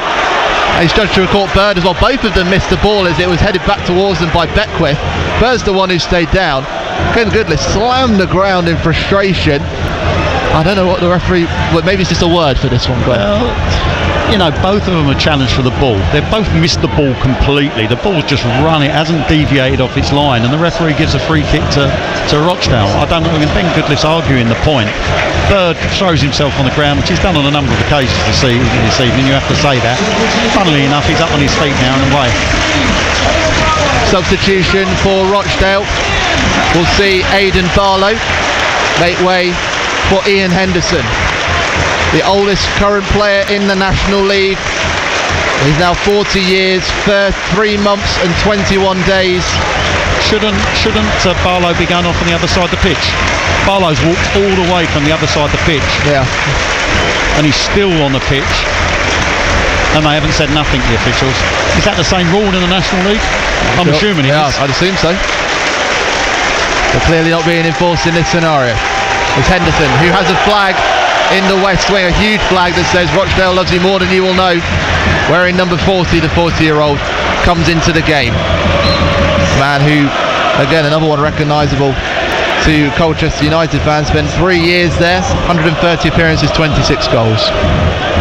We'll restart with that free kick for Rochdale just beyond the halfway line, left of the centre circle. It'll be Liam Hogan to take it. But the referee's coming back now. And he's given a yellow card to Liam Hogan. Glenn, on that one? Absolutely right. I mean, he's taking the proverbial, isn't he? Now he takes it towards the right. Ralph unable to win the header against Rodney, but ensures that Rodney's touch was last before it goes out on Southend's left wing. So he can get back on the ball. Goes back to Goodliff. Less than 20 minutes left. This playoff eliminator.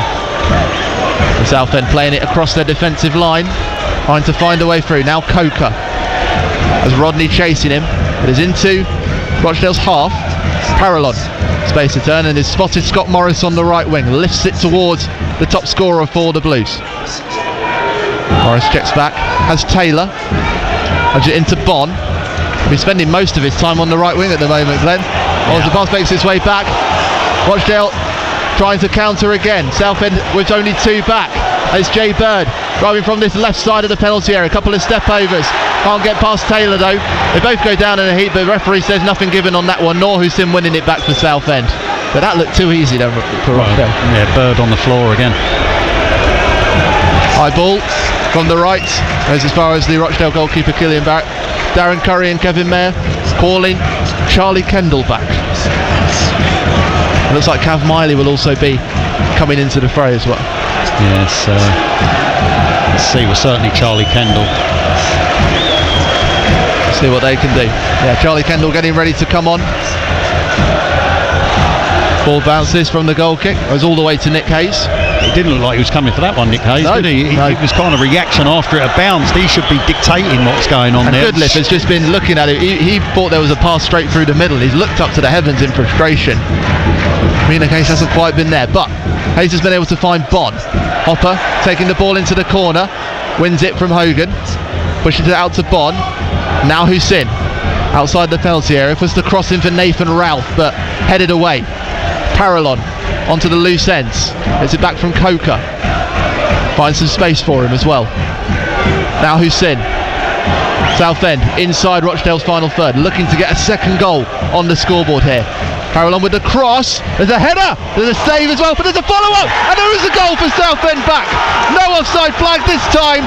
Tom Hopper with the follow-up. Macaulay Bonn with the first header from an excellent cross from Parallon, pushed away first, but then Tom Hopper finding the net, his first goal since the middle of March, and what a time to get it, to get yourself within one of Rochdale in what is now a 5-goal thriller at the Crown Oil Arena. 15 minutes to go, Rochdale 3, Southend 2, game on again. All about the quality of the ball in, fantastic ball in, decent first header, good save, you have to say, by Barrett, but Hopper the first man to react, and he's finished it so well. Blues back in it, they needed that goal. Now it becomes nervy for Rochdale. Now it becomes nervy for them. Blues have got to throw the kitchen sink at them now. They had to anyway, but if they hadn't before, they've got to now. Kitchen sink, I think that might be fridge, a foul. cooker, oven, throw it all at this one. Yeah. I mean, are they going to have a rethink here? Yeah, they've been told to put the tops back on Cav Miley and Charlie Kendall. He just looked down in a bit of disappointment there, Charlie Kendall. That was given away by Rochdale, which means a long free kick from Nick Hayes. His ball goes all the way over the byline to my left, and now a goal kick. And all of a sudden, we're hearing those Southend fans on that West Stand again here on BBC Essex Sport with 15 minutes left. 1 goal behind at the Crown Oil Arena. Rochdale leading the Southend 3 goals to 2. Don't forget, if it ends in a draw, extra time, still a draw, penalties. Great character again, Blues. Got to keep going. Can they do it again? Goodliff wins the header from the goal kick straight into Parallon. He gets a 1-2 from Hopper, but he's asked a lot of Parallon to chase that one as Gordon gets there for Rochdale. Barrett able to clear. It's not very far though. Straight into the gloves of Darren Curry. He'll give it to Ralph to get the throw in for Southend. They take it quickly. Hussein across to Taylor. And all of a sudden Rochdale not putting as much pressure on now. Scott Morris lifting it. Looks for Parallon, it's headed away by Ebanks Landell, but there was an offside flag against Leon Parallon anyway. Another offside against Southend. It'll be a restart for Rochdale inside their own penalty area. What happened to, not interfering? He was nowhere near the lad that headed the ball out. No. Well, was he the intended target? Maybe that's it. Frustration from Glenn Pennyfather next to me. Officials frustrate me anyway. Yeah. You've experienced, I mean, you said it yourself last week, you've experienced the highs and lows of the playoffs. It is such an emotional roller coaster, this one. And still, so much more can happen. As Coker manages to get a Pyre force and accelerating down the right wing, he'll get away from Gilmore. Now into Rochdale's half. I thought he had a bit taken out of him by Gilmore, but referee says he's just gone down of his own volition. And now Rochdale in possession through third, and now back to Gilmore and back to their defence. Southend has still got more than in this. Barrett sending it towards Ben Goodliff. Plenty of time to take a touch, take control. So the pressure is on Rochdale now. Southend United have nothing to lose. Coker spotted Scott Morrison, acres of space on that right wing inside Rochdale's half. There's room for the cross, but there's way too much on that one as it fizzes across that left side of the goal into the stanchions. It will be a goal kick for Rochdale again, but right idea. Yeah, they're going to have a change up. Cairo Mitchell is going to come on for Rochdale. He's decided to put fresh legs on up front. I think they've put Henderson on, and now they're going to replace Bird, who got the second goal for Rochdale.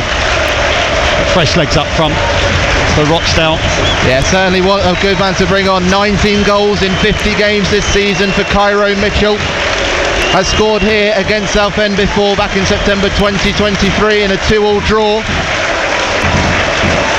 His second season, 14 National League goals this season. 44 in 5 seasons. Devonta J. Bird getting applause from the home fans. The scorer of the second goal after 28 minutes. And now Cairo Mitchell comes into the game. The last 12 minutes of normal time in this second half here on BBC Essex Sport. Rochdale 3, Southend 2. This National League playoff eliminator. The stakes are high in the South Pennines. Ralph getting his head on the ball ahead of Mitchell from the Rochdale goal kick, but it will be a Dale throw-in. Adebayo Rowling to take this one. Goes short into East. That'll be an interesting battle between him and Leon Parallon. East unable to loft it forward, and Southend trying to get forward through headers. This time Coker and Hopper combining, but it's intercepted by Gordon. Ebanks Landau going down, and judged to have been brought down by Coker, so free kick for Rochdale inside there. I thought that was a nudge. Ollie's just trying to get his foot round him to nick the ball off of Adebayo Rowling. Unfortunately, he got his body there and he just gives him a nudge over, and it was an easy one for the referee to give that. Gordon with the free kick in towards Rodney, but Ralph winning the header for Southend. Coker into Hussein, fires it out to the right with a volley which will bounce high before Scott Morris takes it down in his own half. It's threaded forward. That's a brilliant ball into Macaulay Bond, who's burst down that right wing, put it into the middle, looks for Hopper, and it's a touch from Parallon, and it's an equaliser. What a brilliant move, and Southend United are all the way back. Leon Parallon, Glenn Pennyfather said, get onto those balls from that right side. That's exactly what he did. Leon Parallon, his first goal for Southend United. What a time to get it. 10 minutes to go in this National League eliminator, and Southend are level. Rochdale 3, Southend 3. That's where you've got to be when you're a wide midfield player, Warren, coming in at that far post. When the ball gets whipped across there, you're there for the tap in, and it's what a ball originally to Macaulay Bond in that channel. Great run, the ball whipped across. Leon Parallon, Johnny on the spot of the far stick, just to stab the ball home to bring Blues back level. The momentum's all with Blues now. They can go on and win this. Warren. Kitchen sink being thrown. That's what happens when you do that. Keep throwing it. And those Southend fans now, they're out of their seats. They're jumping for joy because there's still something in this one at the Crown Oil Arena. 10 minutes, anything can happen. 3-3 here on BBC Essex Sport. Do not switch channels because there is more coming. Leon Parallon driving forward, marauding past Rochdale, the defenders. Gives it to Hussein. He spreads it out to Scott Morris. His ball, by the way, to Noor Hussein. Absolutely excellent. Now he lifts it into again. By forcing in the penalty area. He's not going to do it, is he? He goes down. Referee says no penalty. Surrounded by Southend players. Mayer and Bentley are apoplectic in the technical area. But the Pia Forson not brought down. Excellent ball again, lofted in by Scott Morris. But Liam Hogan was the one making the tackle, and Barrett getting his hands onto the ball. No penalty for Southend there, Glenn. Yeah, it looks like he's caused his own problems, Jim McNulty. He's put Hogan on into that left-sided 3 at the back and brought out the centre half, Beckwith out to the left side. And they look like they're struggling. Any ball in that channel, if it's a foot race, they're struggling to deal with anything in that channel. Oh, what an atmosphere now. What a game we have. 6 goals. 9 minutes left. Coker on the ball. Will lift it into Macaulay Bonn, but the climb was well read by Rochdale's Liam Hogan. Cleared by Beckwith, only as far as Southend's Goodliff. Comes to Coker, but he can't get control. Neither can Devontae Rodney. Ralph trying to launch it into Hopper, but they can't get that far. It has fallen now to Parallon, trying to get past Gilmore. The Pia Forson will also get there. Parallon and the Pia Forson constantly nipping at the heels of the Rochdale defenders, like a flood of crabs along the beach, trying to nip at your heels. That's what they are at the moment, and they're making Rochdale work right now and pinning them back. I told you, Rochdale, when you're in a league like that and you concede one, all the pressure's on you, and Rochdale are on the absolute ropes at the moment. Full credit to Southend United. Scott Morris putting it forward to Bonn. Comes off the head of Beckwith into the path of Barrett. The celebration, those celebrations again. The consortium are to my right. I've just been seeing Chris Phillips of the Southend Echo on Twitter behind him. They went bananas apparently at that equaliser, and why wouldn't you? Rochdale 3, Southend 3 here on BBC Essex Sport. Goodliff able to get his header away. Had a second header as well. And he wins the foul off of Cairo Mitchell as well. Brilliant, Ben Goodliff. I'll tell you what, it was a foul, the first one the referee didn't give either. Mitchell making no attempt to play the ball at all, just fighting Ben Goodliff to try and stop him getting it. So free kick for Southend.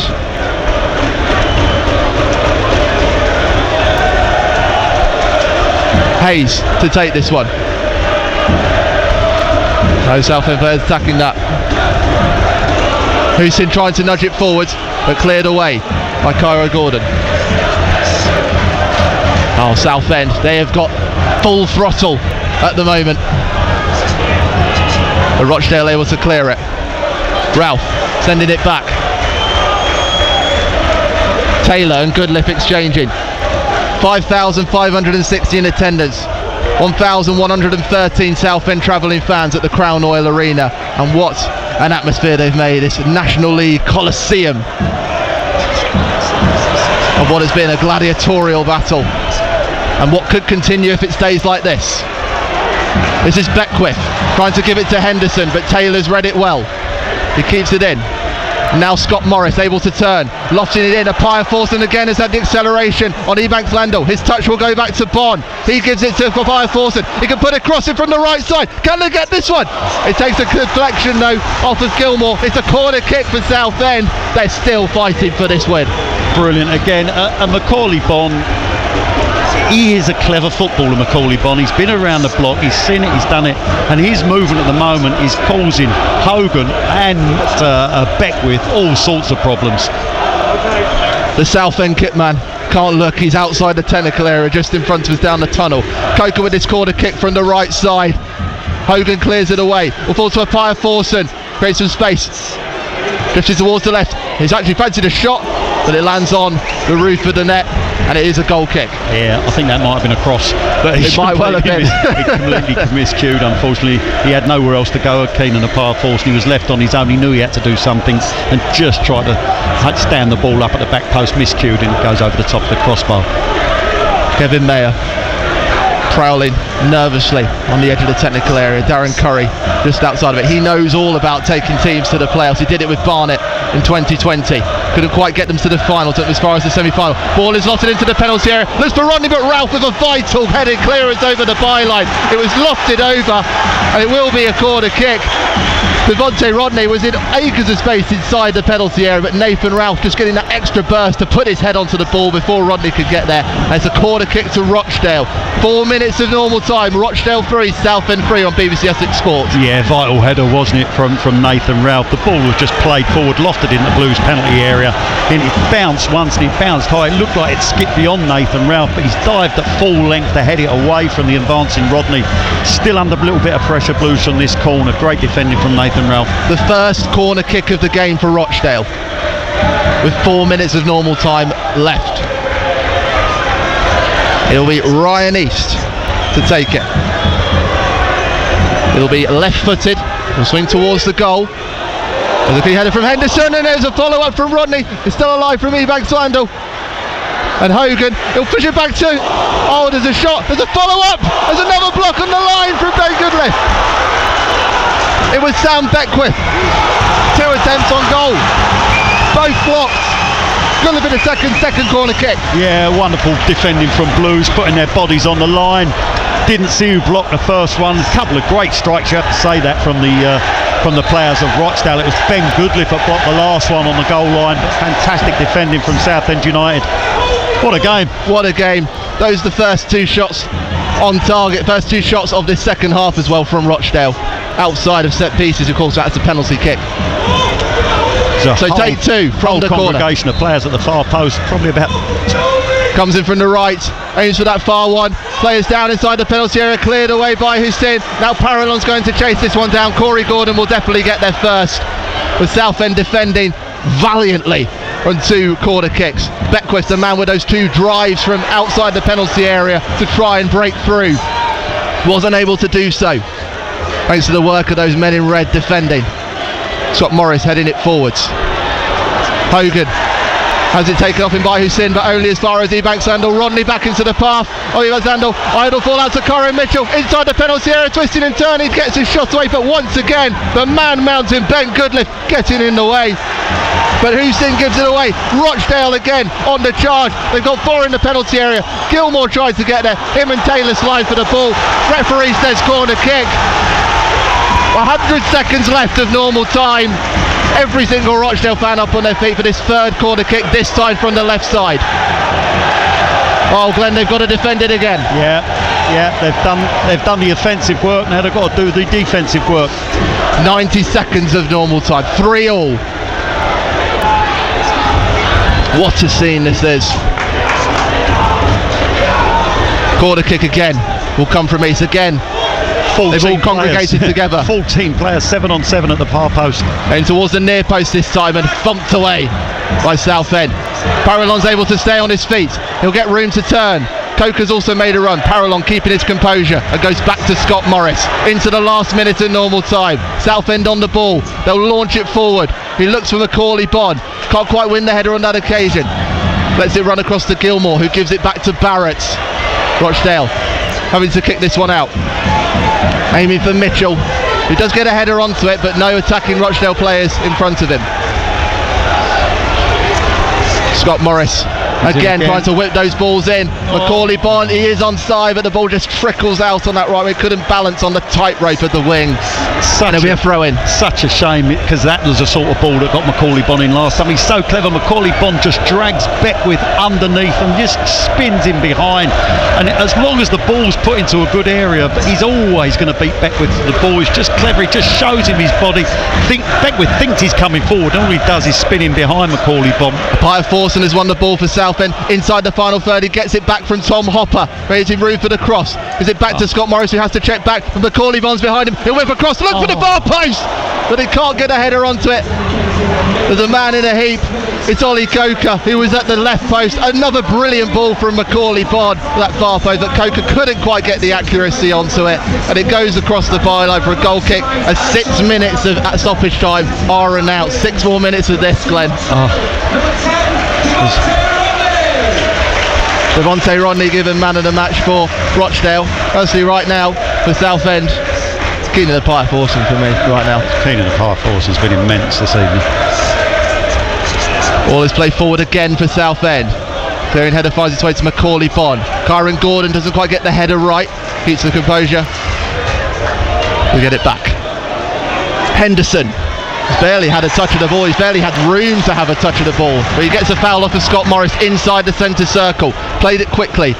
Gilmore into Beckwith, who's driving. He's over left wing back at the moment, up against Scott Morris. He's tried to go the long way round Taylor for the home side, and the pressure from Southend seems to go all the way back to their goalkeeper. Again, exceptional pressing from the front by Southend. Comes back to Gordon as they go from left to right. He'll find Rodney, place for him to turn past Taylor, trying to thread it into Henderson in the penalty area into Mitchell, but it's taken off his boots and cleared away by Noor Hussein. Adebayo Rowling. Gordon still moving. Coker has managed to win it back. All the Rochdale fans are looking to the referee, but they say nothing given, and Southend with the throw in, and the consortium to my right celebrating that defensive work by Ollie Coker. Yeah, great work by Coker as well. He got his body there. Adebayo Rowling, was it Adebayo Rowling, I think, or was it Kyron Gordon? Yeah, it was Kyron Gordon, wasn't it? Berating the referee because he felt it was a foul. Super work from Coker, but it really has been a second half full of character after going 2 goals behind from Southend United. Fair play to them. You have to take your hats off to them. Still lots of work still to be done though. Could be even more. Parallon able to head it into a Pia Forson. He's still attacking. Ebanks Landell told to leave it by Barrett. His clearance though does not go far. Gordon able to keep it on for Rochdale. He'll launch it into Mitchell. Good lift though, wins the header. Has Hussein to pick up the pieces before Rodney does, who's a constant threat for Rochdale. Believe that'll happen. Believe he's going to miss kick it. Be on your front foot. Bon and Beckwith go over in a heap as Scott Morris puts in another ball down that right wing. And the referee decides that it goes in the favour of Rochdale. There's that movement again. He's just dragged him forward. He's dragging him under the ball to spin him behind into the space. Macaulay Bon. This time I thought Beckwith had a bit of Bon rather than the other way round, but the referee deemed it the other way, and it looks like Cav Miley's going to join the fray. Ollie Coker coming off. He's worked like a trooper. Absolutely, he's worked so hard, Ollie Coker. Cav Miley to come in. All the Blues players. Of course. We hear it I hear it every week in the pre-match. We see it every week. There's so much. You've used that word, Glenn. There's so much character in this team, determination. Yes. And I think what we've seen over the second half of the season is they adapted a few things, brought different players in. They just moulded together. And that's why they find themselves here. Although the ball is headed towards Henderson, he's got it inside the penalty area for Rochdale. Has to turn a long way round to go past Parallon. Is it out to Gilmore? The spread to Beckwith. 3.5 minutes of stoppage time played. Pia Forson blocking the cross from Beckwith. Now Scott Morris will launch it down that right wing. 2.5 minutes away from extra time at the Crown Oil Arena at 3-3 here on BBC Essex Sport. Warren Muggleton and former Southend United midfielder Glenn Pennyfather with you. Ebanks Landell loses the ball as he stayed up as it's another forward, but it will fall to Scott Morris of Southend. Always aiming for Macaulay Bon. It's tested away by Gilmore, and it will be Southend with the throw-in. Pia Forson going to collect the ball in front of those Southend fans who are still on their feet, all of them on their feet, or on the very, very edge of their seats. It's interesting now to see. I'm just watching Kevin just having a word with Charlie Kendall, whether he feels sometimes as a team you're kind of in the ascendancy and you're set. Tom Hopper, if he's thinking about taking Tom Hopper's important from set plays as well. I mean, defending set plays, and he's got his goal this evening, but he's going to be important defensively as well as offensively in the air. He is. Hogan with the throw-in. Feels like Adebayo Rowling has dropped back. They've changed the formation again, Rochdale, with Adebayo Rowling on the right, Hogan on the left, Ebanks Landell and Gordon in the middle. You've got East sitting in front of them, Gilmore and Beckwith almost as the midfielders. Yeah, I think. And then Henderson on the left, Javonte on the right, and then Mitchell up top. But Southend have won possession inside Rochdale's half. Parallon puts it out to the right. Macaulay Bon's there again. He'll line up another cross. He looks for the follow-up from Ralph, gets a touch onto it, won't quite keep it. He actually has kept it in. There's a touch. There might be a shot from Scott Morris, but he fires it over the stanchions, over the crossbar, into the trees behind that south stand. What a moment that would have been to get goal number 18 of the season. How well did Nathan Ralph do? Just overcooked his cross, didn't he, Macaulay Bond? Nathan Ralph coming in at the far post. He looked like he had a heavy first touch and it was running away from him, but Harry managed to get to it right on the byline and just stand it up in the middle of the penalty area. It eventually gets cleared to the edge, and unfortunately Gus Scott Morris with his left foot strike balloons it over the crossbar. But I don't know how he kept that in. I don't know how we are where we are. We've got seconds left of stoppage time. The ball goes out, and that full-time whistle on the 90 is blown with the score standing. Rochdale 3, Southend United 3. If a side here at the Crown Oil Arena wants a place in the National League playoff semi-final against Forest Green Rovers, they're going to have to fight for it. That's what Southend have shown in this second half. They went 3-1 down as Noor Hussein brought down Corey Gordon, and a penalty for Devontae Rodney. But then 2 goals within 6 minutes of each other. One from Tom Hopper, getting on the end of a deflection away from the keeper, and then Leon Parallon saving his first goal for Southend United to draw them level against Rochdale. 10 minutes to go. This is where we find ourselves. This is where, Glenn, the season is defined for Southend United. Yeah, absolutely. And Blues have scored 3 excellent goals off 3 crosses as well this evening, you know. But to show that character, you know, some teams would have just melted going 3-1 down in a playoff away from home, and you know, some teams would have melted, but Blues haven't. They responded so well. That second goal was so important. It was a great cross by Parallon. First header comes in, decent save by Barrett, but Tom Hopper's reacted quickest to stick it away, and that just gave Blues the impetus, didn't it, and the momentum to carry that game. And as I said during commentary, it was Rochdale who had everything to lose. They was going to be the ones nervous. Blues didn't have nothing to lose on that occasion. Now we've got parity again. Now it's who's going to be the hero, who's going to step out from this game and win the game for their side.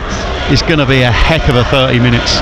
Parity from Parallon. Glenn Pennyfather and me, Warren Moulton, will be back for extra time of this National League playoff eliminator. But right now, I think I need a minute to get my heart rate down. Full time at the Crown Oil Arena with extra time to come. Rochdale 3, Southend United 3. Have a moment to get your breath back, Warren Muggleton and Glenn Pennyfather. Everybody breathe. We're going to extra time, and Southend United, having been 3-1 down with 10 minutes to go, a 3-3 and forcing this National League playoff eliminator into extra time. They need to take the lead for the first time in this game if they're going to find themselves a winner. I bet it was absolute carnage at Roots Hall when that equaliser went in. Henry Godfrey Evans.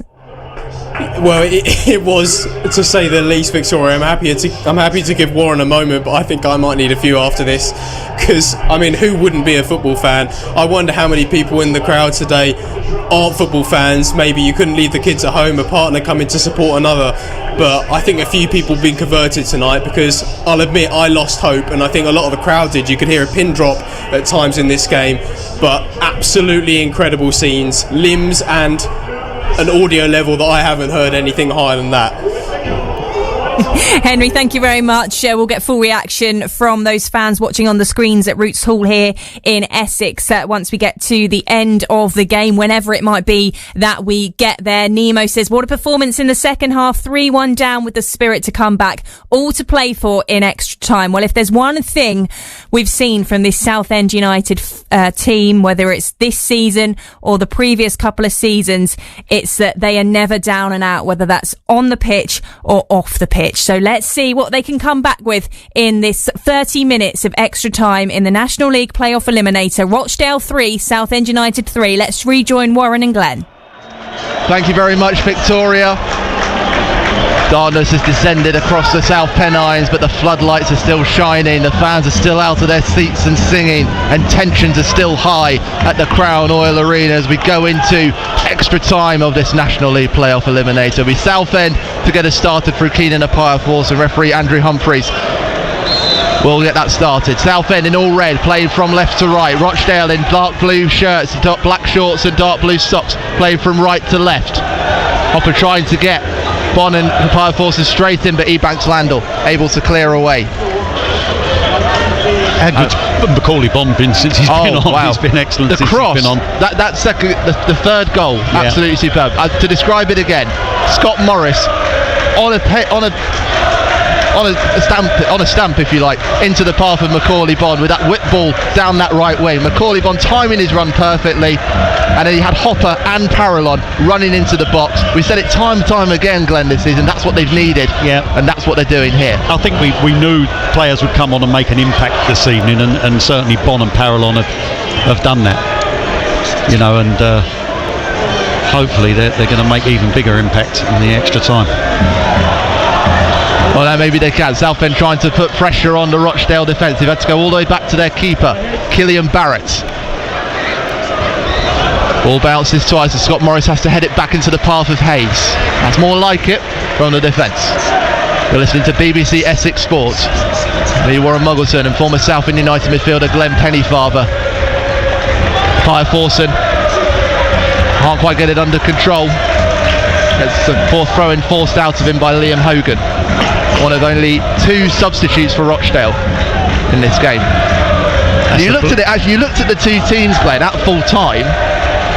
You feel like they've given a lot already, of course, but you feel like there's still more in the tank from both of them. Yeah, I just think psychologically, as a side that are leading 3-1 at home and you peg back, you know, I just felt that all the momentum was with Blues, and you know the changes that McNulty made, and I don't want to tempt too much fate, but wasn't as impactful as the changes that Kevin Mayer made.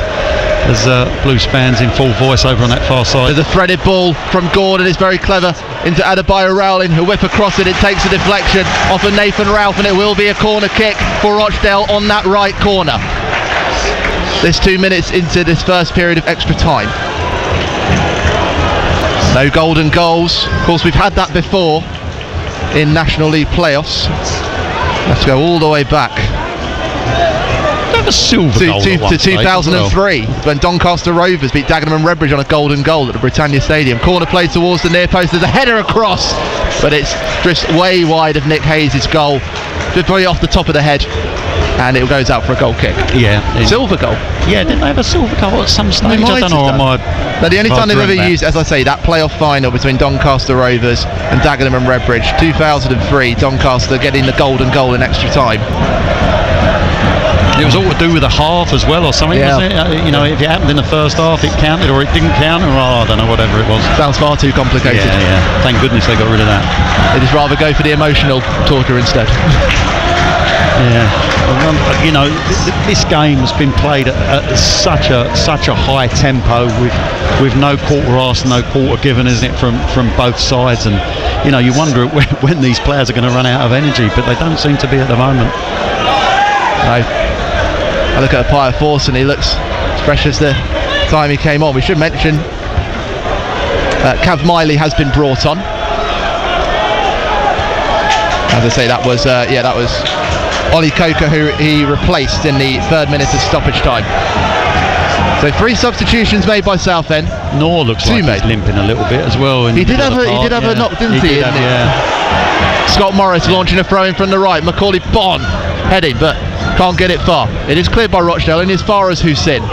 So Morris's touch is not great, and it goes behind him. It will be a throw-in for Rochdale as Henderson puts the pressure on. Yeah, loose touch, wasn't it? That's all out tiredness. That is. There's loose touch from Scott Morris has gone down. Yeah, he just got caught in the back by Henderson as he went to clear the ball. It was a loose touch. It was running away from him. He tried to clear it down the line, couldn't get his foot wrapped around it under pressure from Henderson. 3 outfield players left on the bench for Southend. Charlie Kendall, who was very close to coming on until Southend scored their second. Joe Gubbins, the defender, and George Wind, the right back. Meanwhile, it's Hogan for Rochdale. This throw-in. It's in front of Jimmy McNulty's Halcieri. He knows all about getting through playoffs. Won the 2007-2008 League 2 playoff final at Stockport against, guess who? Rochdale. Throw in from Hogan. Finds his way to Henderson. He's tried the dummy into Devontae Rodney, but well read by Ben Goodliff. For Rochdale with possession. They've had it for the last couple of minutes. We approach the first 5 minutes of this extra time period. Still Rochdale 3, Southend 3. Can't believe we're saying that, but I know. Who's stretching over there? Is that Nor stretching? There's going to be some tired limbs out there, that's for certain. Again, that word character comes to mind. Yeah. Kendall getting ready to come on now. So much energy expended from both sets of players, you have to say that, because the prize is so great. The prize being a place in that semi-final next Wednesday against Forest Green Rovers, and a chance to get to Wembley to face either York City or Oldham Athletic. Parallon has found some space for himself inside Oldham's half. Spreads it to Taylor on his right, just right side of the centre circle. Southend in possession, on the attack, looking to find a way through the Rochdale defence for a fourth time today. Nathan Ralph has to go back to Goodliff. He's encouraged by Miley to go back to his keeper, but has Taylor out to his right, and Scott Morris coming back to support. Apaya Forson with space as well. Oh, but he'd just taken a step back and took a stumble before he put the through ball into Bon. He did manage to keep it in. I don't know how he's managed to do that, to be honest, but gives it to Scott Morris, who goes for the aerial route into Bon, trying to head it to Apaya Forson, but eventually it's Beckwith that wins it back for Rochdale. And now Gilmore into Gordon. Yeah, I don't know how Apaya Forson managed to do that one. Rodney's touch is heavy, but he has managed to get it away from Goodliff. Has Henderson running in front of him. Rodney driving forward. He wants a hat-trick today, but Miley putting in a big tackle against him, made him lose his composure. Couldn't thread it into Henderson, over the byline. Goal kick for Southend. Yeah, I'd say something out. Yeah, it's going to be the change. Looks like Charlie Kendall is going to come on. I wonder why the referee was blowing the whistle, but Charlie Kendall is going to come on. So we're getting ready. See where the change is coming. Scott Morris and Kevin Mayer just having a word. So Tom Hopper, the man who makes way and he gets fans up on their feet to score the second goal tonight. He's done a lot of hard work. He's worked his absolute socks off, Tom Hopper. Obviously got the second goal, got his reward for that. Just a slight worry from set plays defensively. They've got some big lads and they do attack the ball well. But Charlie Kendall coming in. That's his first ever win against Rochdale in 4 attempts. Has scored against them. Got the goal for Woking in a 2-1 defeat here in March 2024. Goal kick from Hayes, bounces all the way out and be a throw into Rochdale. Fans singing, but I'm just feeling a wave of tension once again around the Crown Oil Arena. No one really knows what they want. I think in all sort of playoff games, when you get to this stage, it is that do you go for it, or do you stick with what you got and go to penalties? Because at this stage nobody wants to lose this football match. Well, Gilmore unable to find Mitchell with his pass, intercepted by Ralph, gives it back to Taylor, launched towards Kendall, but only finds the head of Rochdale's captain Ebanks Lendl. Gordon has to juggle with it against Kendall, who's trying to put pressure on the front, and the pass from Ebanks Lendl is straight to Miley. Fresh legs, he tries to put it into Bon, way too much on it from the Jersey ball man. It's a goal kick. Do you know what? I think he had to put that pace on it, but he needed to hit his feet so he could have his first touch, otherwise the ball wouldn't have got there. So he's having to force the ball with the pace, and unfortunately he missed Macaulay Bon's run. If he'd have got him with his first touch, Bon would have been able to have his first touch, and he was in behind. But unfortunately it looks a bad pass. It looks a lot on it because he's missed Bon's run. Cav Miley, he'd love to score again. Last scored in April 2024 for Southend, but tried to climb for that header from the goal kick, just missed it, but had Taylor behind him. I think that was at Torquay, wasn't it? Was. Goal of the season. Goal of the season. A hell of a goal.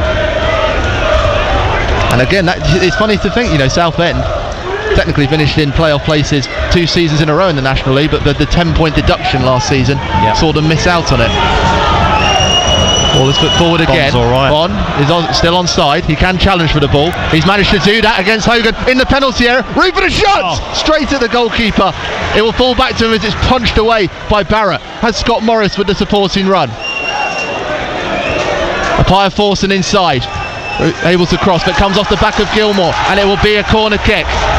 I'm surprised. I thought Bon might have been offside, but Glenn Pennyfather, you had eyes on the assistant. He was nowhere near raising that flag. No. Clever play again, wasn't it, Bon? Just to make sure he got his body the right side of the defender. The defender knew he couldn't get to him. Just used his body just to hold the defender off, and he got his strike in. I think it was the other side. He would have bent it with his right foot. He just got a strike in with his left, and it was a save by the goalkeeper. But Blues have got the pressure on still with this corner. Cav Miley to take. with a left foot from the right side. It will swing towards the goal. 3-3 on 100 minutes. Aims for the far post and the header. Ben Goodliffe. Yeah! Charlie Kendall. Superstar strikes for Southend United. Sliding on the ground and perhaps sliding Southend into those semi-finals on the head of Goodliffe back into the 6-yard box. Charlie Kendall scoring on the road again for Southend, and they've turned it all the way around in the South Pennines. Rochdale 3, Southend United 4. The consortium are going mad. Glenn Pennyfather, what a moment in Southend season. Ben Goodliffe, what a header, back post, what a header, square across the goal. Charlie Kendall's the man to react. He's in and around that 6-yard box, but it's all about the header back into the danger area by Ben Goodliffe. It's not an easy skill to do. You see them so often come off the side of the head, go out for a throw-in or go to the keeper, or just not executed properly, but it's executed perfectly by Ben Goodliffe at the back post, and Charlie Kendall's Johnny on the spot just to stick it into the back of the net to give Blues the lead for the first time in this game, for the first time this evening. 100 minutes it's taken them to do that. Still plenty of work to do. Hold on to your horses here. We've still got 20 minutes to go, but those Southend fans will be singing all the way through it in that West Stand. Charlie Kendall's 5th goal of the season for Southend United might just be the most important one of his career so far. Rochdale in possession. Wow, what a game. 7 goals at the Crown Oil Arena. Rochdale 3, Southend United 4 here on BBC Essex Sport. Don't you dare change that channel with me, Warren Muggleson, and Glenn Pennyfather. And what a spectacle on the far side. I wished everybody could see it on the radio. Blues fans as one are on their feet chanting and singing with their hands in their air. It's absolutely amazing sight. You just want to drink this whole atmosphere in. And one delicious cocktail of National League. This is why you play football. This is why you be a manager and a coach. You hate it at times, but on occasions like this, it's amazing. Still a lot of work to do though. But Charlie Kendall's doing it, putting the pressure on the Rochdale defence. Ebank Landell trying to clear it away, but only as far as Miley, whose booming header goes out inside Rochdale's half. 3-4. After 55 minutes, Southend were 3-1 down thanks to a penalty scored by Devonte Rodney. 102 minutes played, they are 4-3 up, and they're the ones looking at a trip to Gloucestershire. Kendall has managed to win the ball back, but the fire force and couldn't get there, and there's a chance for Kilmore to sprint away. Bond has managed to win it off him brilliantly though, and Miley able to move forward inside Rochdale's half, decides to go back. He should have gone right to Bond. Macaulay Bonne in. But it's threaded into Miley again. Parallon lifting it up. He's got his physicality. Right side of the penalty area. Keeps it alive. Into Miley. Now with Pia Forson. Edge of the penalty area. Might shoot himself! Oh, it goes right of goal. That would have been glorious for Keenan and Pia Forson, and so thoroughly deserved. But his shot from outside the penalty area, outside the 6-yard box, it went over the byline. Goal kick for Rochdale. Yeah, took the words out of your mouth, Warren. To be fair, if one person deserved the goal, it would be Keenan and Pia Forson this evening, and just whipped his shot wide of the goal. There by Barrett for the goal kick. Taylor able to put it forward. Parallon won't chase that one too far. We've got just over a minute of time left in this first period of extra time here on BBC Essex Sport. Again, Miley defending everything that Rochdale are putting forward. It's like the ball is a magnet to his head at the moment. They can't find a way through. Maybe this one will, but no. Goodliffe this time with a thumping clearance into those grateful Southend fans in the West Stand. But 1 minute of a stoppage time to come. That will be confirmed in about 40 seconds time. Mayer is urging the pressure. He wants Macaulay Bond to stay back. Some inspired substitutions these are looking like, Glenn. Yeah, well, we said it, right from the very start there. Kevin, I think he alluded to it in his interview right at the start with yourself, Warren, the fact that he knew he had players on the bench that could impact the game, and they've certainly done that. Oh, and Southend, they're just... Yeah, all that does is add time on you. Bit of mockery. We've had two balls. The ball went out inside the Southend stand, and then they called for a ball from the fourth official, and then when it came, the Southend fans threw it back on. bit of the dark arts in these playoffs. 2 minutes of stoppage time. Now that's the punishment. That's the punishment. Yeah, that's the thing, isn't it? Yeah. Henderson for Rochdale into Beckwith on his left. Scott Morris poking at his heels, pushing him backwards. And Beckwith has to go back to Gilmore. Now Miley putting the pressure on, as does Kendall. The touch from Evax Landon is a bit heavy. He got it in the nick of time to Gordon, who tried to launch it towards Adebayo Rowling, but he couldn't get there. Hussein stopping Rodney from finding his man. Rochdale 3, Southend United 4. How that feels good to say at the moment. Beckwith, he'll shoot from distance, but only as far as Apaya Forson. Back to Evans Landell. Gilmore. Rochdale putting a bit of pressure on. They're turning up the pressure. Cross comes in. He'll head towards the far post of Beckwith, who does keep it in, but it's only as far as Scott Morris. Has Bonn in front of him.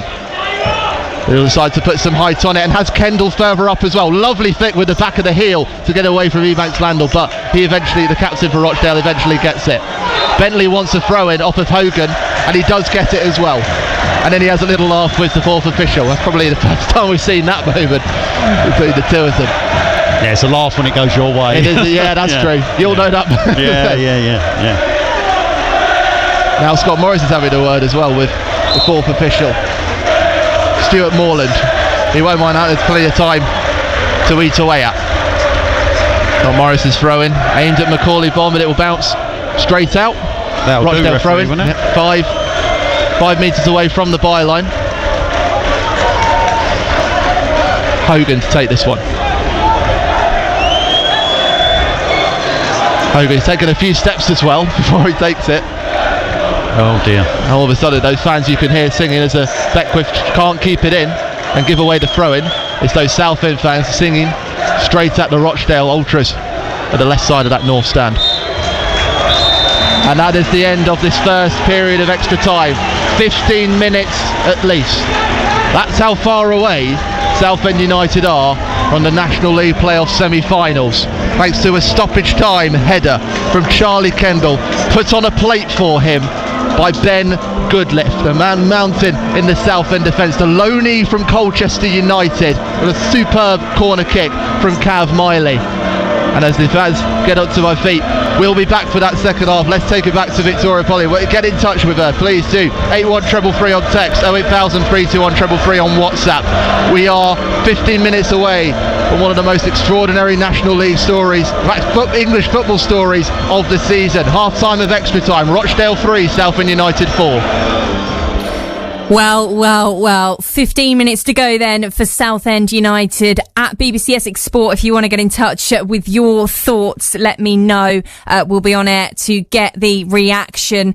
Let's see if we can just quickly drop back in on Roots Hall. Henry may well have been caught up in the celebrations of that fourth goal for Southend United, but I bet the atmosphere is absolutely rocking at Roots Hall. If we can cross to Henry and find out there. Just to tell you, full time in the League One playoff semi-final. It's finished Charlton 1, Wycombe Wanderers 0. The only goal of that game coming in the 82nd minute. So not quite the goal thriller that we've had in this National League playoff eliminator between Rochdale and Southend United. Charlie Kendall coming on as a substitute in extra time, and at the moment putting Southend United 4-3 up in this playoff. It's a place in the semi-final at Forest Green Rovers, awaiting the winner of this one next Wednesday. Don't forget, we'll bring you as much reaction as we possibly can on BBC Essex Sport this evening. BBC Essex will have all of the reaction tomorrow morning in the breakfast show. We'll get all the interviews up for you on BBC Sounds as well once we get to the conclusion of this one. How are things sounding at Roots Hall, Henry Godfrey Evans? Well, at the moment, there's a chorus of Bob Marley in the air. Everything is going to be all right. Maybe a bit premature. There's still 15 minutes to go, but how can you really have a go at optimism like that? It's been absolutely fantastic, and as you would expect, the limbs were just extraordinary when that goal went in. Like I said, I lost hope earlier, but I think Macaulay Bonn has changed the game, and that energy has just surged through the crowd as well. Absolutely fantastic, and what a reaction. And what a 15 minutes coming up then for Southend United. Let's get back to commentary with Warren and Glenn. Thank you, Victoria. Just looking at that League One playoff result with Charlton beating Wycombe Wanderers 1-0. Charlton, of course, managed by former Southend United man Neil Jones. Maybe there's just something in the air tonight for the Blues, but we'll find out in at least 15 minutes time as we're ready to get started with this second period of extra time. Southend United leading Rochdale 4-3 at the Crown Oil Arena, which has become a National League Coliseum of the highest order of fifth tier football. As that Rochdale gets started, they're playing from left to right, dark blue shirts, black shorts, dark blue socks. Southend in all red, playing from right to left. And Gordon able to drift away from Appiah Forson for the home side. That is Gilmore in the centre. He's out to Boyabu to substitute for Beckwith. Coming into the penalty on that right side, but can't get through. Just Scott Morris. Now Bon doing the defensive work. Glenn Pennyfather, 15 minutes to go. Are you going for a second goal, or is it everyone back? Cross comes in looking for Mitchell, but straight into the gloves of Nick Hayes, and that gets a huge applause from the Southend fans on that far stand. Glenn Pennyfather. Do you know what? It's just about focus, concentration, making sure you're talking to each other, keeping everybody on their toes, because there's going to be some not only tired legs, there's going to be some tired minds out there as well. But that's from both sides. But it's now that the boot's on the other foot now. It's Southend United with everything to lose, and Rochdale have got to throw the kitchen sink at Blues, and Blues have just got to make sure they defend correctly. They keep doing the Bonners one ahead of Farrell with the shot from outside the penalty area, but it's straight at the goalkeeper. Scoring the goal kick, Nick Hayes out to the right. Bon heading it into the middle. Parrell on there first, touch out of his feet, and then a volley. That would have been spectacular if it had threatened one of the corners. But Rochdale trying to get forward through Mitchell. And Scott Morris gives it back to Hayes. A nervous moment there for Glenn Pennyfather. Where was Nick Hayes going? He was running towards the ball, and Scott Morris was on it. Appiah Forson winning the ball back. Referee has taken a long look at it though, and he says it's gone out for a throw with the assistance of Harley Hetherington. Yeah, the assistant's right on it, isn't he? You'd expect him to get that one right, wouldn't you? You would. Throw in play, and now I can hear drums banging. Fans chanting, the Rochdale fans desperately trying to get their team going again, but its majority is those fans in that left corner of the north stand. Everyone else, it's so quiet at the moment. Crosses loops in, aiming towards Henderson, but won't find him.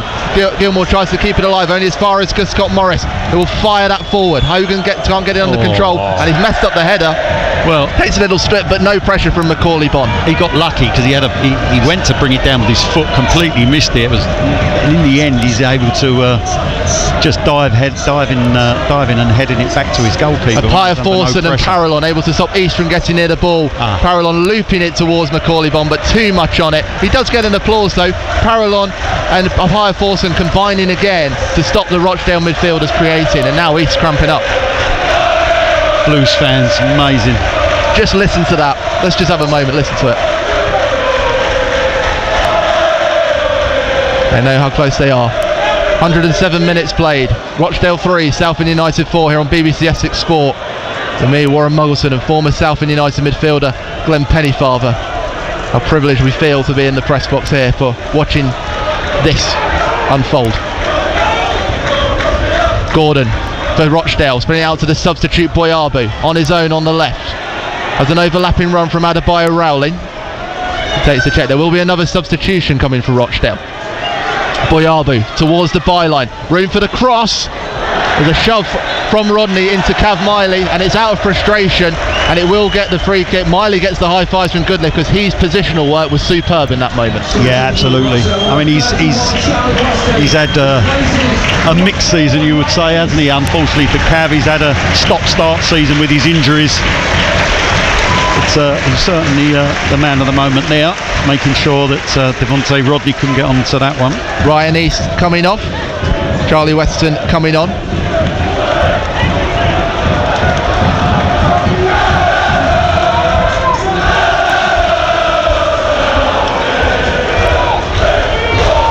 As it's lined up by Nick Hayes, and he'll gladly take his time.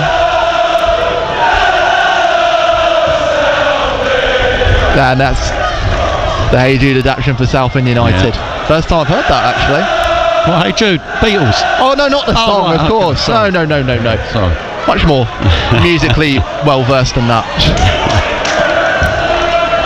Ralph wins it for Southend inside Rochdale's half. Steady now. Off of Ayinde, Parallon gets the throw in off of Gordon. And there could be a long throw in out of this one. Depends what Southend decide to do. I'd keep it there.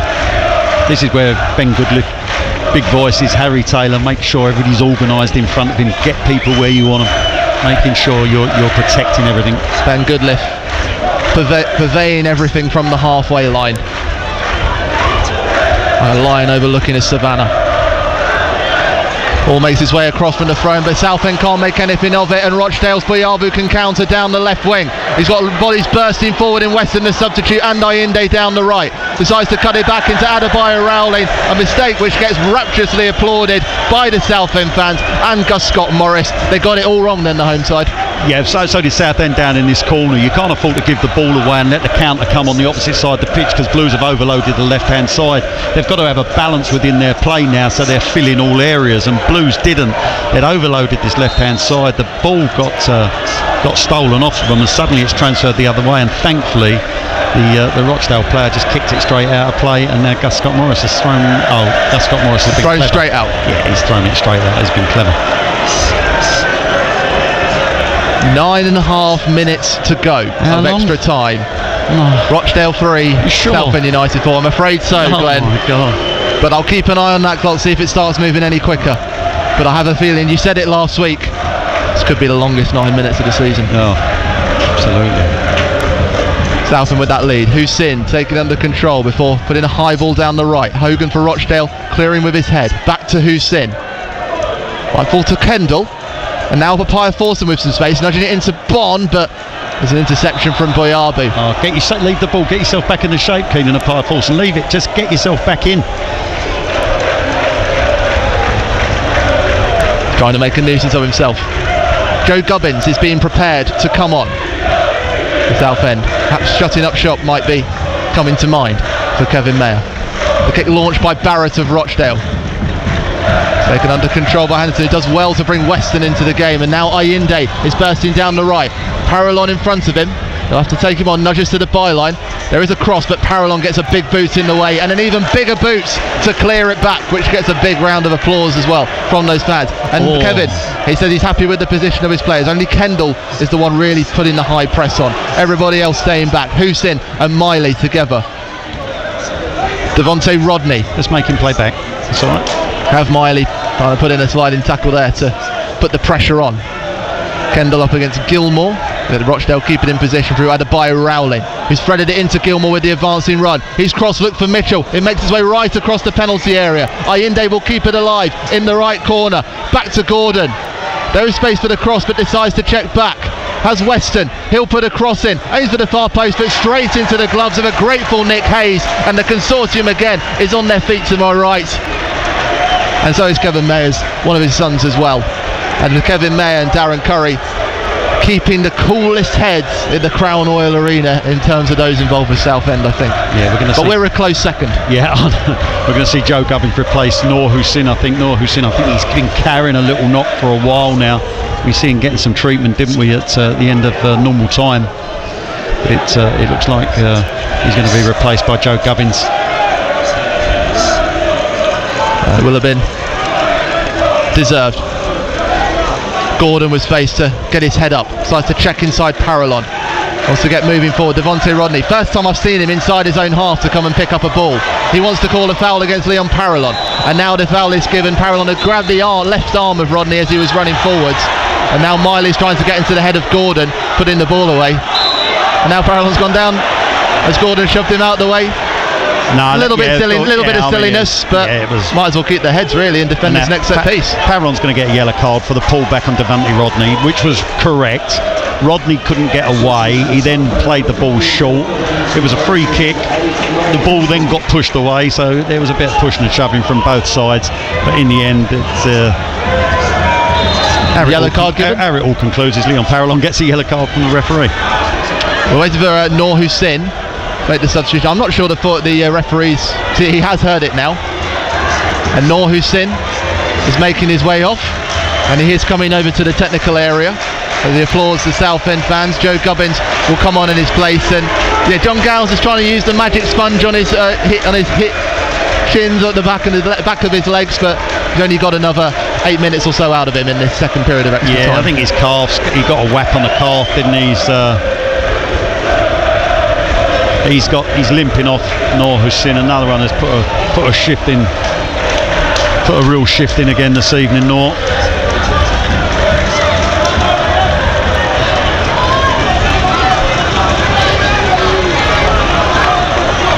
just over 5 minutes plus whatever the referee's going to add on. How's your heart rate now? Well, that 9 minutes was about 20 minutes ago. Gilmore with the cross for the left side, but won't beat Taylor. His clearance is not far. He's now headed away. Parallon tries to get in the way. There's furious calls for a penalty as Parallon went in with a high boot against Weston, but he said he won the ball. Buyalbu put in a crossing from the left side, and Hayes hasn't quite collected it. No, it's still a mess and it's still alive. Weston trying to touch it. Parallon with the vital touch. Gilmore with the shot from outside, but straight into Joe Cummins. And now Charlie Kendall tries to counter for Southend. His next touch is heavy, but he's given a help by Gordon. He can still move forward here, but Gordon getting in a second bite to the cherry, and now Gilmore's got in the way of Kendall trying to get across, but they've got up again. They're happy to carry on. Gordon pass not intercepted. Rochdale still on the charge. 5 minutes left of this second period of extra time. Rochdale 3, Southend 4. Buyalbu cutting inside. Might think about shooting, but can't beat Cav Miley, who's been a rock since he's come on. Bond trying to counter, but can't get past Weston. Scott Morris trying to win it off the substitute. And the foul is given away by Scott Morris, who kicks the ball away as well. He has to be careful. He hasn't had a yellow card. Scott Morris, there's the first one now on 115 minutes. That's the first yellow card. Unless there was one given to Leon Parallon for that first one, Glenn. I didn't see it. Yeah, it was. He's be brighter with your defending. I know you're tired, I know you're desperate to get to the ball, but the lad's going nowhere. He's facing the touchline away from goal. Don't commit a foul. He's now given him a free shot of putting the ball into Blues penalty area. Heart in mouth, bum on edge of seat, sweat on the brow. That's Southend United fans right now with 3.5 minutes of this extra time period left, leading 4-3. But they've got a free kick to defend from the home side, Rochdale. Harvey Gilmore from the left side in front of those Southend fans. Who whips it into that far post. Hayes has had to keep it back. It's headed forward by Henderson, but it can't be put in by Cairo Mitchell inside the 6-yard box. Fell to his feet. That was the chance the Rochdale fans feel to get it back on level terms, but it's gone wide, and it will be a goal kick for Southend. That may be the moment, Glenn Pettyfather, for the Blues. Wasn't quite sure whether he overhit that cross or what. I think it might have even just toe punted it, and he just didn't get any accuracy on it. Yeah, and obviously Nick Hayes is backpedaling. Did he get something on it, or did he just hit the crossbar? And again, another ringing testament to Southend's defence in this extra time period. That's the only shot so far that Rochdale have had, and it's come with 27 minutes of extra time played, and it was wide. Phew. Yes. We'll save the fuse until full time though, Glenn. Yes, mate. We've got 2.5 minutes of this second period left, and we might have some stoppage as well. Ralph heading it forward into Kendall, but Hogan able to get there first for Rochdale. Cleared away by Weston, only as far as Gubbins. A big header into Parallon. He's gone down under pressure from Gordon. A Appiah Forson down as well. Referee's going to bring this to a stop. Parallon had climbed for the header. Gordon as well. Parallon had won it, and I thought Gordon caught him on the back of the head. Yeah, I thought it was a foul on Keenan Appiah Forson afterwards as well, the referee, and he's not given anything. Again, I look at the players as there's a momentary pause as John Gowans attends to Leon Parallon. Would you argue Southend? I don't know, it's so hard to tell, such narrow margins between these two teams. Maybe Southend slightly fresher out the two of the teams, but there's not a lot to choose in it. There's not a lot in this National League playoff eliminator to decide who will go to Gloucestershire to take on Forest Green Rovers. Parallon is having to go off to have a check on his head. Mayer holds his hands up in frustration. The fans boo. The scorer of the equaliser in 80 minutes. How long ago does that feel? Starts with a drop 2 kick. days. Yes.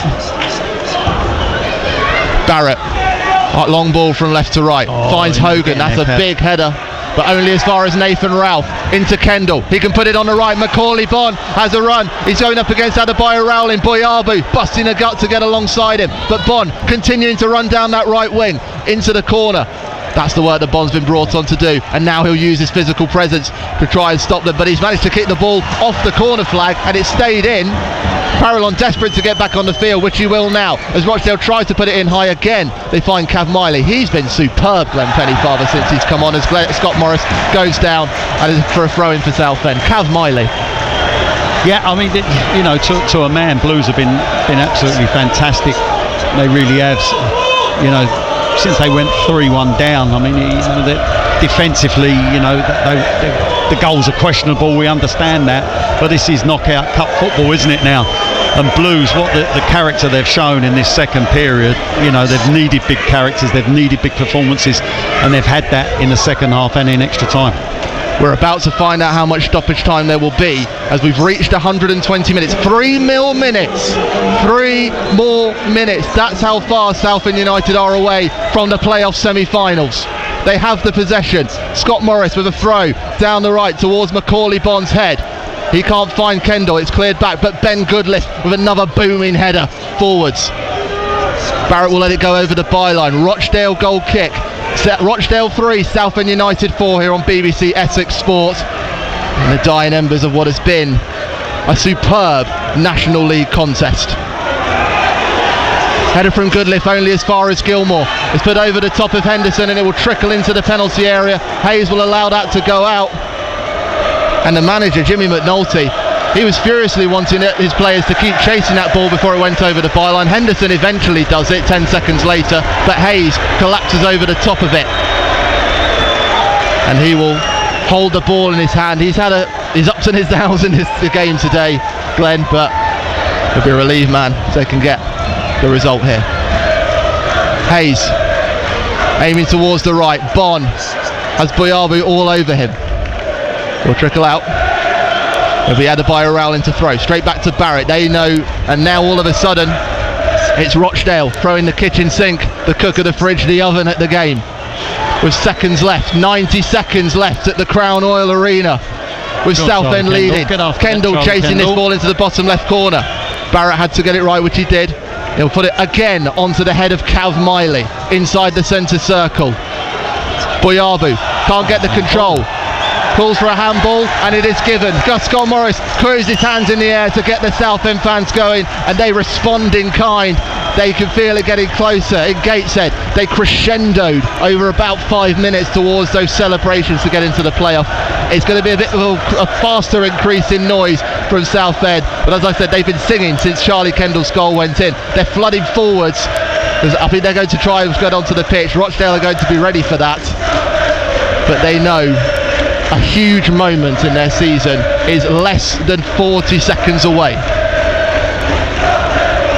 The flags are flying in the darkness of South Yorkshire. It's the bright lights of Rochdale where Southend United are shining brightest right now. Throw in from Rochdale, won back by Pia Forson. I don't know if he shot from distance, but it ends up falling to the goalkeeper. 25 seconds of time left still. Rochdale 3, Southend 4. The header from Ayinde lacks composure and Gubbins able to clear away. Pia Forson winning the header off Gilmore and Parallon getting there ahead.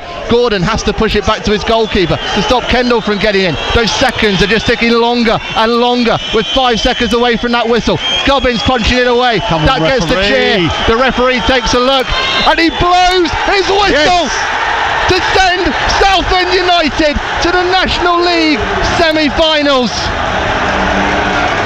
Just listen to that. Hugs everywhere on the pitch. Kevin Mayer looks up to the consortium who are on their feet in applause. 12 months ago they took over the Blues, maybe not knowing what to expect from them, but their season, after a tough start, has gone from the superb to the simply staggering to send Southend into the National League semi-finals. There's hands everywhere in those Southend fans. They've stayed off the pitch, but blue flares have gone up. Celebrations are wild and they'll be partying all the way down the M1. Glenn Pennyfather, a 7-goal thriller, a winner in extra time from Charlie Kendall. Leon Parallon getting them level after Tom Hopper had headed in. Followed the play of Devontae Rodney. 2-1 at half-time, 3-1 down with 58 minutes played, but leading 100 minutes for the first time. There's not enough words, superlatives to sum up for that comeback from Southend. What a game, what a performance. It's one that will live long in the memory without a shadow of a doubt. Forget what happens beyond this game will live long in the memory for the character that Southend United just won't lie down, will they? They will not lie down. They've been on the ropes, they've been on the canvas, they've picked themselves up, and they're the ones that have delivered the knockout blow in the end, and absolutely fantastic. So pleased for the club, Kevin Mayer, his staff and his players. There's still a lot of work to do, but let them enjoy tonight, because tonight's performance is absolutely fantastic. To be 3-1 down away from home against the side that finished 4th in this league, to show that character, that resilience, that heart, to come back from that and win it. And so pleased to those supporters that have travelled all around the country. This is a Thursday evening. There's just under 1,200 Southend United supporters over there that have made the goodness knows how many 4 hour, 5 hour plus journey each way to come and support their team, and they've been rewarded tonight with a fantastic victory that they've witnessed. Bring on Forest Green Rovers. Bring on Forest Green Rovers. The players have all made their way over to that West Stand, all of them, and they're celebrating. A couple of Rochdale players getting consolations as well. Let's just put this again into context, Glenn. 2 games into the season, Southend were sitting 17th. Yep. New Year's Day they were 15th before that derby against Braintree, which they won. They entered the last game of the season, having only lost 4 games in league games in 2025. The last game of the season, the first time sitting in the playoffs. A superb draw against Gateshead, and now they've come back against Rochdale. There's not a lot of teams that show that kind of character. We come back, and it's just such a key word for the Southend team. Yeah, absolutely, and you know what? They've scored 4 goals without Gus Scott Morris. How does that happen? Absolutely amazing. It's a side I thought right at the start. I said it'd be a tight game, didn't I? There'd only be 1 goal in it, but I didn't expect it to be 4-3. But what a game! An absolutely fantastic game, and full credit to Southend United, and they're enjoying that now with the crowd over there. This is why you play football. This is what it's all about. Nights like this where you enjoy it. Obviously, condolences to Rochdale. It's horrible. I've been there. It's horrible losing a playoff match. Your whole season is based on that. You've played 46 games. You've finished 4th in the league. They've gone out in the semi-finals of the FA Trophy, and now they've gone out in the eliminator of the playoffs as well. But Southend United march on. They do. They've got next Wednesday.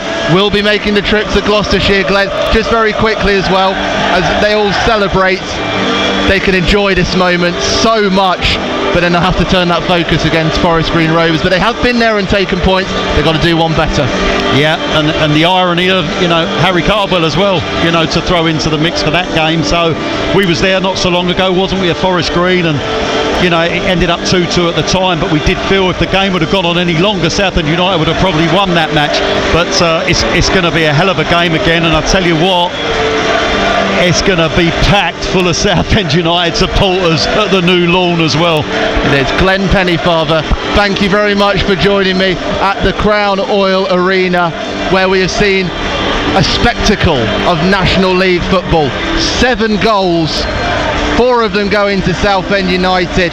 Victoria Polly is waiting to hear from you in the studio. You can get in touch multiple ways. Send a text on 81333 or a WhatsApp 08000 321 333. Start those messages with the word Essex. You can get in touch on X at BBC Essex Sport. You can give us a call on 0800 111 4041, or you can email essex.sport@bbc.co.uk.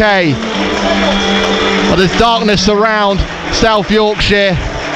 The sun was shining brightly before us. As the sun has now set on Rochdale's impressive season, but it keeps on blazing for a Southend United steamroller train that is surging towards the National League semi-finals. Full time after extra time. Rochdale 3, Southend United 4. Secret Essex. They found 7 bodies, and at least 2 were women, and they tried to piece together to say, right, this is definitely Anne Boleyn. The Undiscovered. They could basically be picked up by the scuff of their collar, dragged down New Street and plopped in the cage here overnight to sober up. The Hidden Past. They saw this great group of submarines escorted by destroyers slowly moving into the harbour. The Myths. 2 brazen souls came to face the serpent. He had 2 sets of teeth and staring, protruding eyes. Secret Essex. Listen now on BBC Sounds. BBC Essex Sport.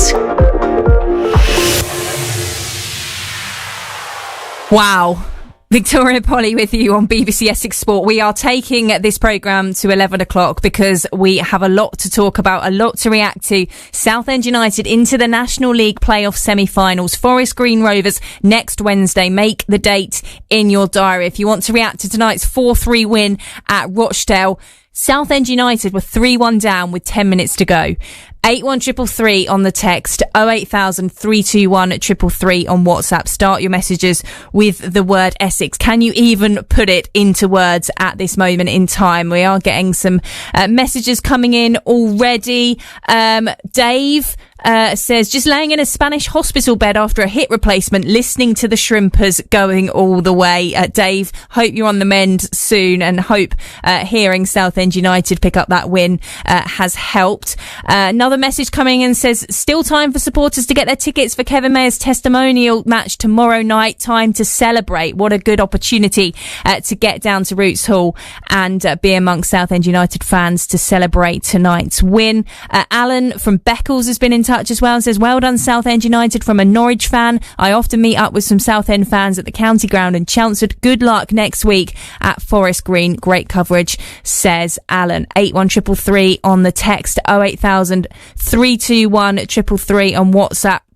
Start your message with the word Essex. If your nerves can handle it, if you've managed to take a breath, shall I have a listen back how the game unfolded? BBC Essex Sport.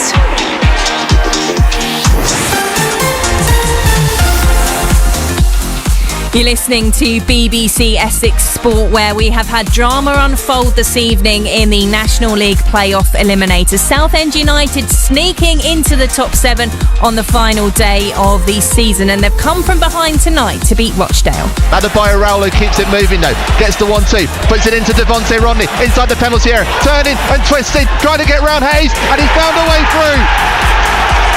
That's the roar of the Rochdale fans.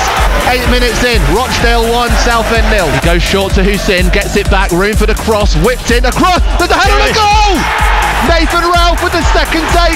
First time he missed, second time on a whipped cross from Gus Scott Morris. He finds that top right corner and he goes straight over to those Southend fans who are celebrating wildly in the sunset to the South Pennines.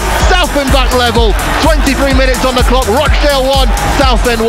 Alaraki whipping the cross in and there is a response again from Rochdale. Well, Alaraki has been having struggles defensively, but his cross was straight onto the head of Jay Bird, who scores his 6th goal, his first goal since the end of April, as he celebrates in front of those fans in the South Stand. Rochdale 2, Southend 1. Right side of the penalty area, Gordon drifting in. We'll come to him as he comes into the penalty area. He's gone down, and the referee has pointed to the penalty spot. Rodney stepping up, right-footed, into the left corner. The net bulges. Rochdale fans celebrate. Rodney with his second goal of the game, this one from the penalty spot. Rochdale 3, Southend United 1. Southend inside Rochdale's final third, looking to get a second goal on the scoreboard here. Parallel with the cross, there's a header, there's a save as well, but there's a follow-up, and there is a goal for Southend back. No offside flag this time. Tom Hopper with the follow-up, but Corleybob with the first header from an excellent cross from Parallel. Rochdale 3, Southend 2. Coco into Hussein, before Scott Morris takes it down in his own half. It's threaded forward, that's a brilliant ball into Macaulay Bond, who's burst down that right wing, put it into the middle, looks for Hopper, and it's attack from Parallel, and it's an equaliser! What is a brilliant move, and Southend United are all the way back! Leon Parallon, Glenn Pennyfather said, get onto those balls from that right side. That's exactly what he did. Leon Parallon, his first goal for Southend United. Rochdale 3, Southend 3. Aims for the far post and the header, Ben Goodliffe. Yeah!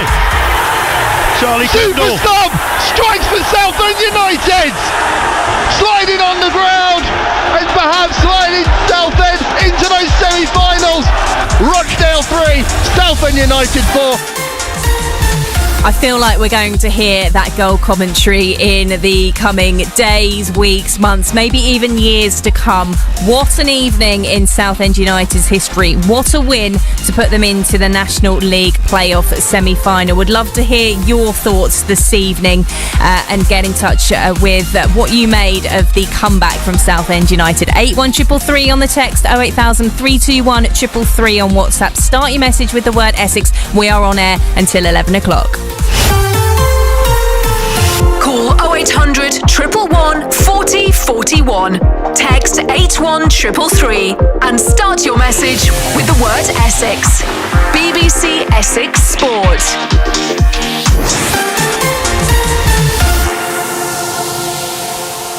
It's 24 minutes to 11. Let's go back to the Crown Oil Arena. We've had some thoughts already from Glenn Pennyfather, and Warren Muggleton in commentary was regularly referencing the fact that the consortium will await his right-hand side and very much enjoying the Southend United comeback. Well, we can speak live to John Watson from COSU, who's joined Glenn Pennyfather at the commentary point. John, thank you so much for your time, because there's a lot of celebrating to do, but can you even put into words what you've just seen from Southend? Sorry, Victoria. John's just putting some headphones on. 2 seconds. We're trying to get the headphones on him. There's a lot going on. I appreciate that there's a lot going on, but Glenn, if you want to ask John as well, you're very welcome to chip in and have a chat as well. Let's try and sort these. John, can you hear Victoria now? Hello, John. Can you hear us? Hi, Victoria. I can hear you now. Hello. Can you even put into words what you've just seen, John? Just amazing scenes. Honestly, I cannot believe what I'm watching. This game for me is probably up there with, I don't know, Swansea when we went up. Watford when we got to when we drew Liverpool. It's just amazing. The supporters, the crowd. I never doubted it. It's just we won it through just heart, and it's just amazing. My words can't find words for it. You never doubted it, even with 10 minutes to go, 3-1 down. Never doubted it. I always knew it'd be 4-3. I just thought it'd be 4-3 at full time. Didn't need extra time. And considering you will have put in a lot of hard work behind the scenes throughout this 18 months now that you've been part of this consortium, there'll have been a lot going on that people won't have known about. Can you describe how good it feels to see success on the pitch, to see Southend United going with their playoff journey? Well, the journey's not ended yet. We're going to go all the way to Wembley and beyond. And you're right, there's a lot of work going on in the background, but there's a lot of COSU people up here today. It actually felt like the away end in the director's box. It was just amazing. It was honestly just amazing. I'm so proud of the team. I'm so proud of the whole backroom staff, Kev, and most importantly our fans. They was just awesome, unbelievable. I'm just the proudest guy in the stadium here today. Well, John, we'll let you go and celebrate. Thank you so much for joining us live on BBC Essex this evening. Glenn Pennyfather, while we've still got you and you've managed to recover and get your breath back from describing that match with Warren here on BBC Essex, I don't want to move it on too much before we talk about Forest Green Rovers looming in next week's playoff semi-final. Two of the big things we've talked about this season was how good Southend United's defending has been, particularly in that final part of the season, and the fact that they need to score more goals. We saw a really open game this evening in which Southend United scored 4 goals. Yeah, it was amazing. It was like that right from the off, to be perfectly honest, Victoria. It was an open game, and it was like two fighters slugging it out, for want of a better phrase. You know, they was trading blows, and to be honest, I think Kevin, once he analyses, he sits down and reflects on the game, he'll be disappointed with the goals they conceded, because they were all defensive mistakes at the end of the day, you know, and Blues had to work hard for their goals, and they scored some really good goals, but they showed so much character, so much heart today, and they just refused to lie down. They just would not lie down. But that's the story of Southend United's season. You know, they've come across obstacles all season, and they've had to get over them. They've had to take some criticism at times, but they've fought their way into the playoffs, and now they've fought their way into the semi-final of the playoffs, and they take on Forest Green Rovers side, who we see a few weeks back, and Blues gave as good as they got there. I don't think they'll go there with any fear either, and there's going to be so many Southend United fans there. I'm sure they'll be clamouring for tickets for that one. But tonight was a night that will live long in the memory without a shadow of a doubt. It will go down in history. Good job Nick Gallagher isn't here, because goodness knows what his blood pressure would have been like. It would have been awful trying to get his tablets down him to make sure he was okay. But it was a huge performance, big performance from all players, and Macaulay Bonne, the substitutes made a big difference. Macaulay Bonne and Leon Parallon coming on, both made a real impact in the game, and I thought that Rochdale's changes that Jim McNulty made didn't have that impact, and I think it disrupted his side a little bit, but Blues pushed on. And I thought when it went 3-1, I just thought Blues had nothing to lose then. Rochdale had everything to lose, and when that second goal went in, you could visibly see Rochdale get nervous, and they never really recovered from that. They had a few flurries in front of Southend's goal, but Southend dealt with everything. But at the bottom line was they thoroughly deserved that victory, and the supporters again tonight, as you can imagine, Victoria, and I know John Watson was just talking about them there, were absolutely amazing on that far side. They really were, and it was the side's done them proud this evening. So it's on to the small matter of Forest Green Rovers next Wednesday then, Glenn. And I was asking you before this game about momentum and Southend United having it going into the playoffs on the last day, Rochdale having already made it. What about the fact that Forest Green Rovers have had this path through to the semi-final? Southend United have had the eliminator game. They've got momentum from that. How will that play out, do you think, at this early stage? Well, they're gonna have quite a period of inactivity, aren't they, Forest Green Rovers? Which sometimes isn't a great thing. People talk about we've had a good rest, this, that, and the other. But it's Southend United have got that momentum. They've had that break of about 10 days leading into tonight's game. They've got tonight's game. They can enjoy tonight. Then they'll recover. They'll train again, and it's a huge game again on Wednesday and the next Wednesday. And the prize gets even bigger now, doesn't it? Because the prize after that is a final at Wembley against the winners of Oldham and York City. So it's going to be one which they've just got to go and perform like they did this evening, but eradicate those individual defensive errors. And I'll tell you what, they're going to take some beating, Victoria, because momentum is an amazing thing in football, and sometimes, I've been there myself, sometimes you just think your name's on it, and it might well be Southend United's season. Glenn Pennyfather, thank you very much for your company this evening. Excellent commentary from Warren and Glenn to take you through that drama for Southend this evening. Messages coming in. 4 words. We are definitely going up. Shrimp Tank on the messages. Just trying to catch up with everything. Wow, what a game. Watched it live at Roots Hall. The atmosphere was electric. Shrimp Tank fan, can't even put it into words. What a player. Keenan Appiah Forson is 81333 on the text. Keep your messages coming in at BBC Essex Sport as well to let me know your thoughts. Talking of Roots Hall and the big screens that were available to watch the match in South Essex this evening, let's go there and find out what the fans who were watching made of tonight and the result. They've been speaking to Henry. How do I feel? Absolutely elated. Fantastic. I mean, I've been over at this club for many years. Never ever I've seen a fight back like that, especially away from home. It was fantastic. I come some of our directors up there, and I told them to have a safe ride home. And of course now we're at Wembley. What did you say about the referee? I said that would change the game. And he didn't give a penalty, and he gave everything to them. Almost changed the game. I think that's what you mean. In normal time, it changed the game. I'm not as eloquent as you. We would have scored the pen at the end and won. I get some match reaction. How do you feel? Oh, brilliant! Absolutely amazing. Great night. Fantastic. Couldn't see it ending up like this, but what entertainment! Brilliant. Right, so an absolute roller coaster ride. 3-1 down.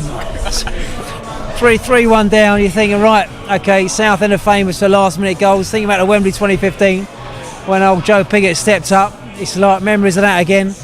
But Southend just never die. You know, the club's been through so much with the takeover, the new consortium, and obviously the fans deserve this. And we'll get to Forest Green next week, and onwards and upwards. I mean, games are great, but results are better. How will you feel going into work tomorrow? A big beam on your face? Well, I've got to go and ask the boss for half a day off next Wednesday now, because Roots Hall tonight, but next Wednesday's even bigger. So yeah, we've got to sweet talk the boss, and he'll understand. What was your reaction when that goal went in? Was it a bit messy? It was a bit messy. I nearly ended up down the stairs. Just emotions, just unbelievable emotions. Just what more can we say? Just emotion, roller coaster. Look, we did it the Southend way. Here's to a couple more games like that coming up in the next couple of weeks. Definitely. Believe I said all along, if we can get through Rochdale, I fancy us. Went to Forest Green away. I thought we were the better team now on the day. So yeah, fancy us all the way now in the final. That's the fans' reaction who are watching at Roots Hall this evening. I know you've all been watching from various places across the world. Michelle's been in touch in Tenerife. We did have a message earlier from Mike, who was on a plane to somewhere and was trying to make sure he could listen to BBC Essex Sport via the Wi-Fi. So I hope you managed to hear the end of that game. That might have even been before the Southend United winner in extra time. At BBC Essex Sport to get in touch on X as well, 08000 321 333 on WhatsApp, and you can start your messages with the words Essex to get in touch. It's 13 minutes to 11. BBC Upload with Rob Jelly. Did you hear the story, A Pocket Full of Crotchets, about the magical music teacher? Gripping whodunits, sketches and podcasts, just some of the things Upload can feature. Was it the postman with the newspaper in the cupboard under the stairs? It might be a story from a long way back in time, poems and verse. It could even rhyme. Whatever you've created, share it with me. Go to bbc.co.uk/upload and send in your work for free. BBC Upload with Rob Jelly. Listen on BBC Sounds. BBC Essex. BBC Essex Sport. Evening to Essex Ren, who's been in touch on X and says, totally lost for words. Everyone wore their shirt with pride and worked hard. This is so deserved for everyone. Forest Green, here we come. Yes, just to confirm, I'm sure you've looked at the playoff schedule by now, but Southend United will visit Forest Green Rovers on Wednesday evening in the National League playoff semi-final. So, of course, we will have full coverage for you and commentary on BBC Essex Sport every step of the way with Southend United on their playoff journey. Hoping to bring you some reaction between now and 11 here on BBC Essex Sport before we finish it. But don't forget, that will all continue for you tomorrow morning from 6 a.m. Sonia Watson with the BBC Essex Breakfast Show. She's been manifesting a Southend United win all day, all week really, on the breakfast programme. So she will be reacting throughout the day. And then tomorrow evening between 6 and 7, we will have a special programme to mark Kevin Mayer's testimonial match. He's not got long to recover from tonight for that tomorrow at Roots Hall. We'll be reflecting on his 17-year association with Southend United, firstly as a player, as club captain, and now as head coach. So do tune in BBC Essex tomorrow evening at 6 till 7. King Kevin's Mayer's Southend years with you on BBC Essex. Let's hear from Andy on the line, Southend United fan. Andy, elation, relief, what are the emotions right now? Unbelievable. Absolutely unbelievable. So we're just walking through a field at the moment. I don't really know where I am, but I don't really care. So, just unreal. So, what was the atmosphere like? Unbelievable. Even at, like, when it went 1-1, everyone just believed. And then obviously when it went 2-1, 3-1, then there was a bit of disbelief. But then obviously everyone got a bit of hope because we started to press. And once we started pressing, that was it. We got a second, and you just knew it was coming. You just knew. So, yeah, unbelievable. I'm sorry, I'm in shock. I've supported the Blues 40 years, and I don't think I've ever seen the team be 3-1 down before and win 4-3. It is just unbelievable. I think we're all a bit lost for words, to be honest, Andy, but I bet that's going to make the journey home feel a bit quicker. Yeah, we won't go until about 4:30, but who cares? So we might even grab a Chinese now, actually. So, yeah, honestly, it's just... I am literally lost for words, but the players just played out of their skin. Everyone, the whole squad. It was just perfect, like absolutely perfect. And do you know what? We'll go to Forest Green. They'll be absolutely fearful of us now. So we will get to Wembley. I have no doubt about that. Who was your standout player tonight? Kieran. He's just a little... Oh, my God, that player. He's about 4 foot tall, and he just runs and runs and runs and cuts out every attack, and then plays some fantastic balls through the middle. Well, he's just an amazing player. We're lucky to have him. We really are. And of course, it doesn't stop there, because there's Forest Green Rovers, like you say, next week, but also tomorrow night, testimonial match for Kevin Mayer. That's capped off a nice week for him, hasn't it? Yeah, absolutely, and hopefully that'll put a few more on the gate for him. So, and I just hope if fans can't get along to it, just buy a ticket anyway. Even if you can't go, just buy a ticket, give him the money, give him the testimonial that he deserves. So, 100%, yes. Sorry, I'm still buzzing. No, I bet. How many of you are going to get a Chinese then, Andy? There's 9 the whole of us. coach? So, there's 9 of us on a minibus. So, it's going to be... it'll be a long journey home, but you know what? It'll be a fun journey home. Absolutely. Andy, thanks for joining us. Safe journey back to Andy and all the travelling Southend United fans making their way home from Rochdale this evening. 81333 on the text if you want to get in touch and let me know your thoughts. Thundersley Blue says, brilliant result. And now let us all make sure that Kevin Mayer has a night to remember tomorrow for the testimonial match. Yes, if you haven't got your ticket, it's Southend United 11, Kevin Mayer's team up against Premier League legends. There's some good names involved in that match at Roots Hall, so if you can get along, and I'm sure that it's going to be a great atmosphere, particularly after this evening. We will hear from Kevin Mayer imminently here on BBC Essex Sport with reaction to tonight's match. Don't forget everything that we bring you, or we try and bring you between now and 11, anything we can't bring you, you'll be able to listen to on BBC Sounds. Just search for BBC Essex Sport Clips and we'll make sure we get the reaction up there for you. And you can hear more from Kevin Mayer tomorrow 6 till 7 when we have the special programme around his testimonial, King Kevin Mayer's Southend years, with you. Glenn Pennyfather speaking exclusively to him about his career with Southend United, but what has he made of his team's performance this evening? 3-1 down with 10 minutes to go, 4-3 winners in extra time at Rochdale in the playoff eliminator. He's been speaking to Warren. Kevin, wow. What a way to win a National League playoff eliminator. 4-3 at Rochdale as well. You're in the semi-finals.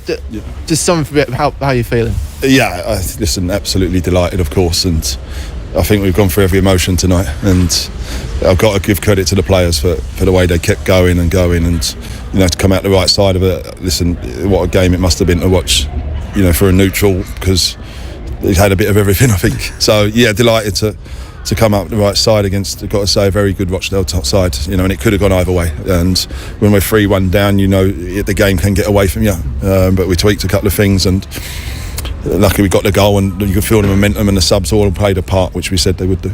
I mean, a true 7-goal National League spectacle. It really was. And I suppose, like you say, going into half-time, you're behind, but you really weren't far behind at all. What were you saying? No, we knew there's a couple of things that we weren't happy with, and the goals we conceded, we were disappointed because we've been really, really good defensively recently. But you seem to get to this stage of the season, and with playoffs, anything seems to happen. And disappointed with the goals, and then obviously the penalty makes it 3-1 and gives you a mountain to climb. But we did that. We knew we had to get the next one, and when we did that, the momentum was with us. And we kept pushing and and thankfully, Charlie's got his goal, Leon got his, so the subs played their part. I mean, yeah, inspired. So I mean, like you say, those subs, it really came off. But I mean, talking about that second goal, the cross coming in, just that desire from Tom Hoppers to get onto that second ball. Yeah, because listen, Tom does so much work for the team that goes unnoticed by most people. We don't, it doesn't go unmissed what he does for us. And I think he had one, the offside one was disallowed. I think that was Hops, which was again so quick to give it. Debatable. So I'm delighted he got his goal because he deserved it for his work rate and leading the line as he did. And Leon Parallon, what quite a good time to score your first goal for Southend United. Yeah, no, absolutely. Because I said to him, before he coming on, he's going to have a moment for us, because he's got that ability. But we felt like he was going to have a moment, and he nearly. I think it's the rebound was it that came out, and he's tapped in. So, yeah, delighted. I think delighted for everyone who came on as well, because they all want to play, but they're going to play a part somewhere along the line, and you've got to be ready. And that you were when that moment came in extra time as well.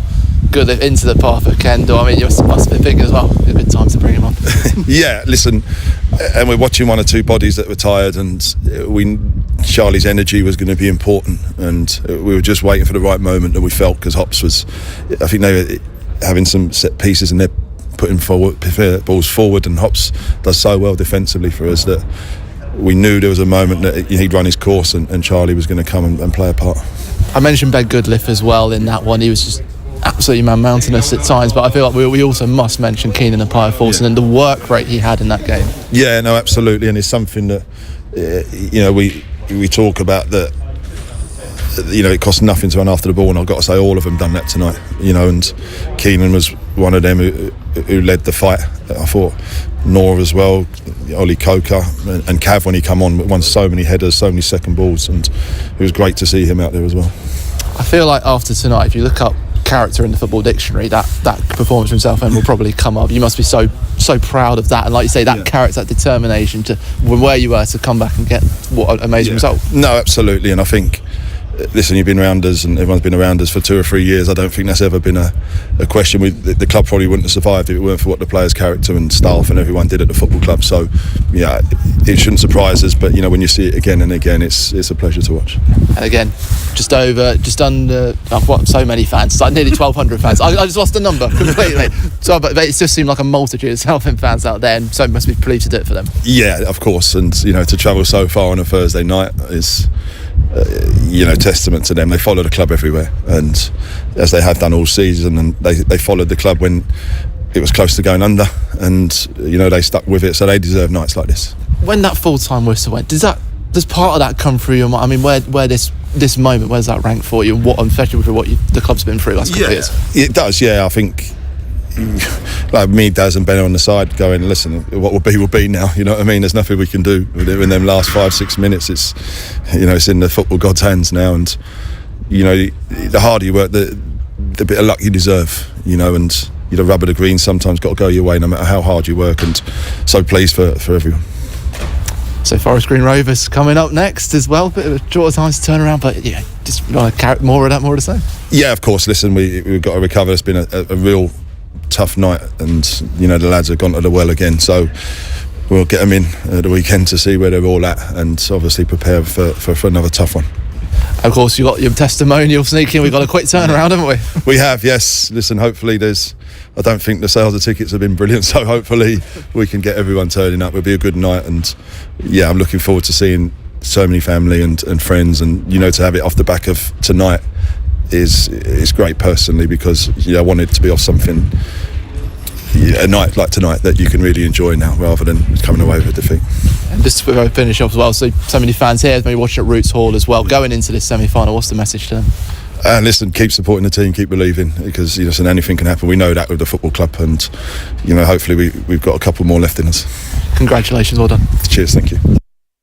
Oh, come on, ticket sales, he says, isn't being that good for tomorrow night. Get yourselves down there, Southend United fans, for the Kevin Mayer testimonial. Chance to celebrate a dramatic comeback for the Blues this evening in the playoffs. Evening to Ben, listening in Cambodia. It says, brilliant performance. Excellent to have Glenn on commentary as well. And Martin from Upminster says, that was unreal, comparing it to a win in the 70s over Newport. And evening to another Martin on the emails as well. Wow, what a night we've had here on BBC Essex Sport. We'll be back for more on Wednesday. Thanks to George and Ben for their help. Thank you to you for getting in touch on a dramatic night for Southend United. They've come from behind to make the playoff semi-finals. Good night. Aims for the far post and the header, Ben Goodliff. Yeah!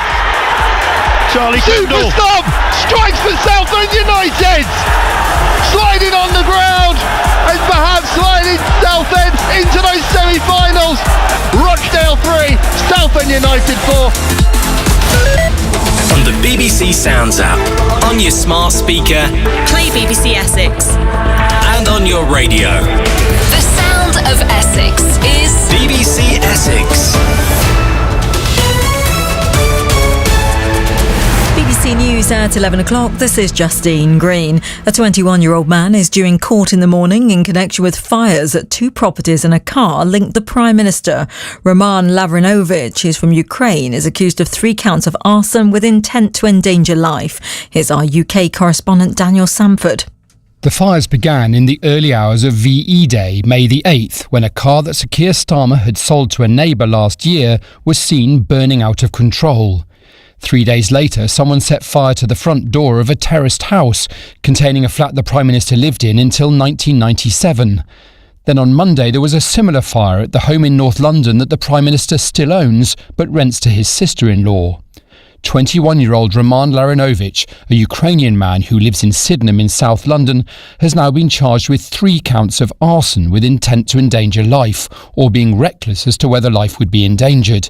He'll appear at Westminster Magistrates Court tomorrow. President Zelensky has said he's ready for talks with President Putin, but that Moscow is not serious about negotiations. Mr. Zelensky accused Russia of disrespecting Turkey and the US by sending a low-level delegation to Istanbul. Talks failed to get underway today and the Russian president didn't attend. Emily Wither has more details. I think the fact that we still don't know for sure when they're starting just really shows what a confusing 24 hours it has been. But Zelensky is sending a delegation headed by the Ukrainian defense minister to meet with this lower level Russian delegation. They're currently meeting with the Turkish foreign minister Hakan Fidan. And then we also think that tomorrow they'll be joined by US officials, including the US Secretary of State Marco Rubio. Mr. Rubio has also said Washington is troubled by the humanitarian situation in Gaza as Israel continues its bombardment and blockade. Speaking to reporters while in Turkey, he said the US was not immune to the suffering of people in Gaza. The Prime Minister has said the government's beginning negotiations with other countries to set up what he called return hubs for failed asylum seekers. They would process the cases of people who have exhausted legal efforts to remain in the country. Sir Keir Starmer made the announcement on a visit to Albania, but the country's Prime Minister immediately rejected the idea of hosting one of the hubs. A 100-year-old railway carriage that was used by Sir Winston Churchill during the Second World War has been restored at a heritage line in Devon. The Pullman coach, named Lydia, was also part of the train which carried Sir Winston's coffin during his state funeral 60 years ago. Alistair Page from the South Devon Railway says this was Churchill's favourite way to travel. A lot of carriages of this size should really have 60 or 70 seats in. So it's just 20 seats. At the end of the carriage we have a toilet cubicle and what's called a coupe, which is a private dining compartment for 4 people. And then we have a pantry and also a small kitchen. And in the pantry is a cigar humidor, which was, we hope, used for Churchill's cigars. And that's the BBC News. It's 3 minutes past 11. The sound of where we live. The Late Show with Becky Want.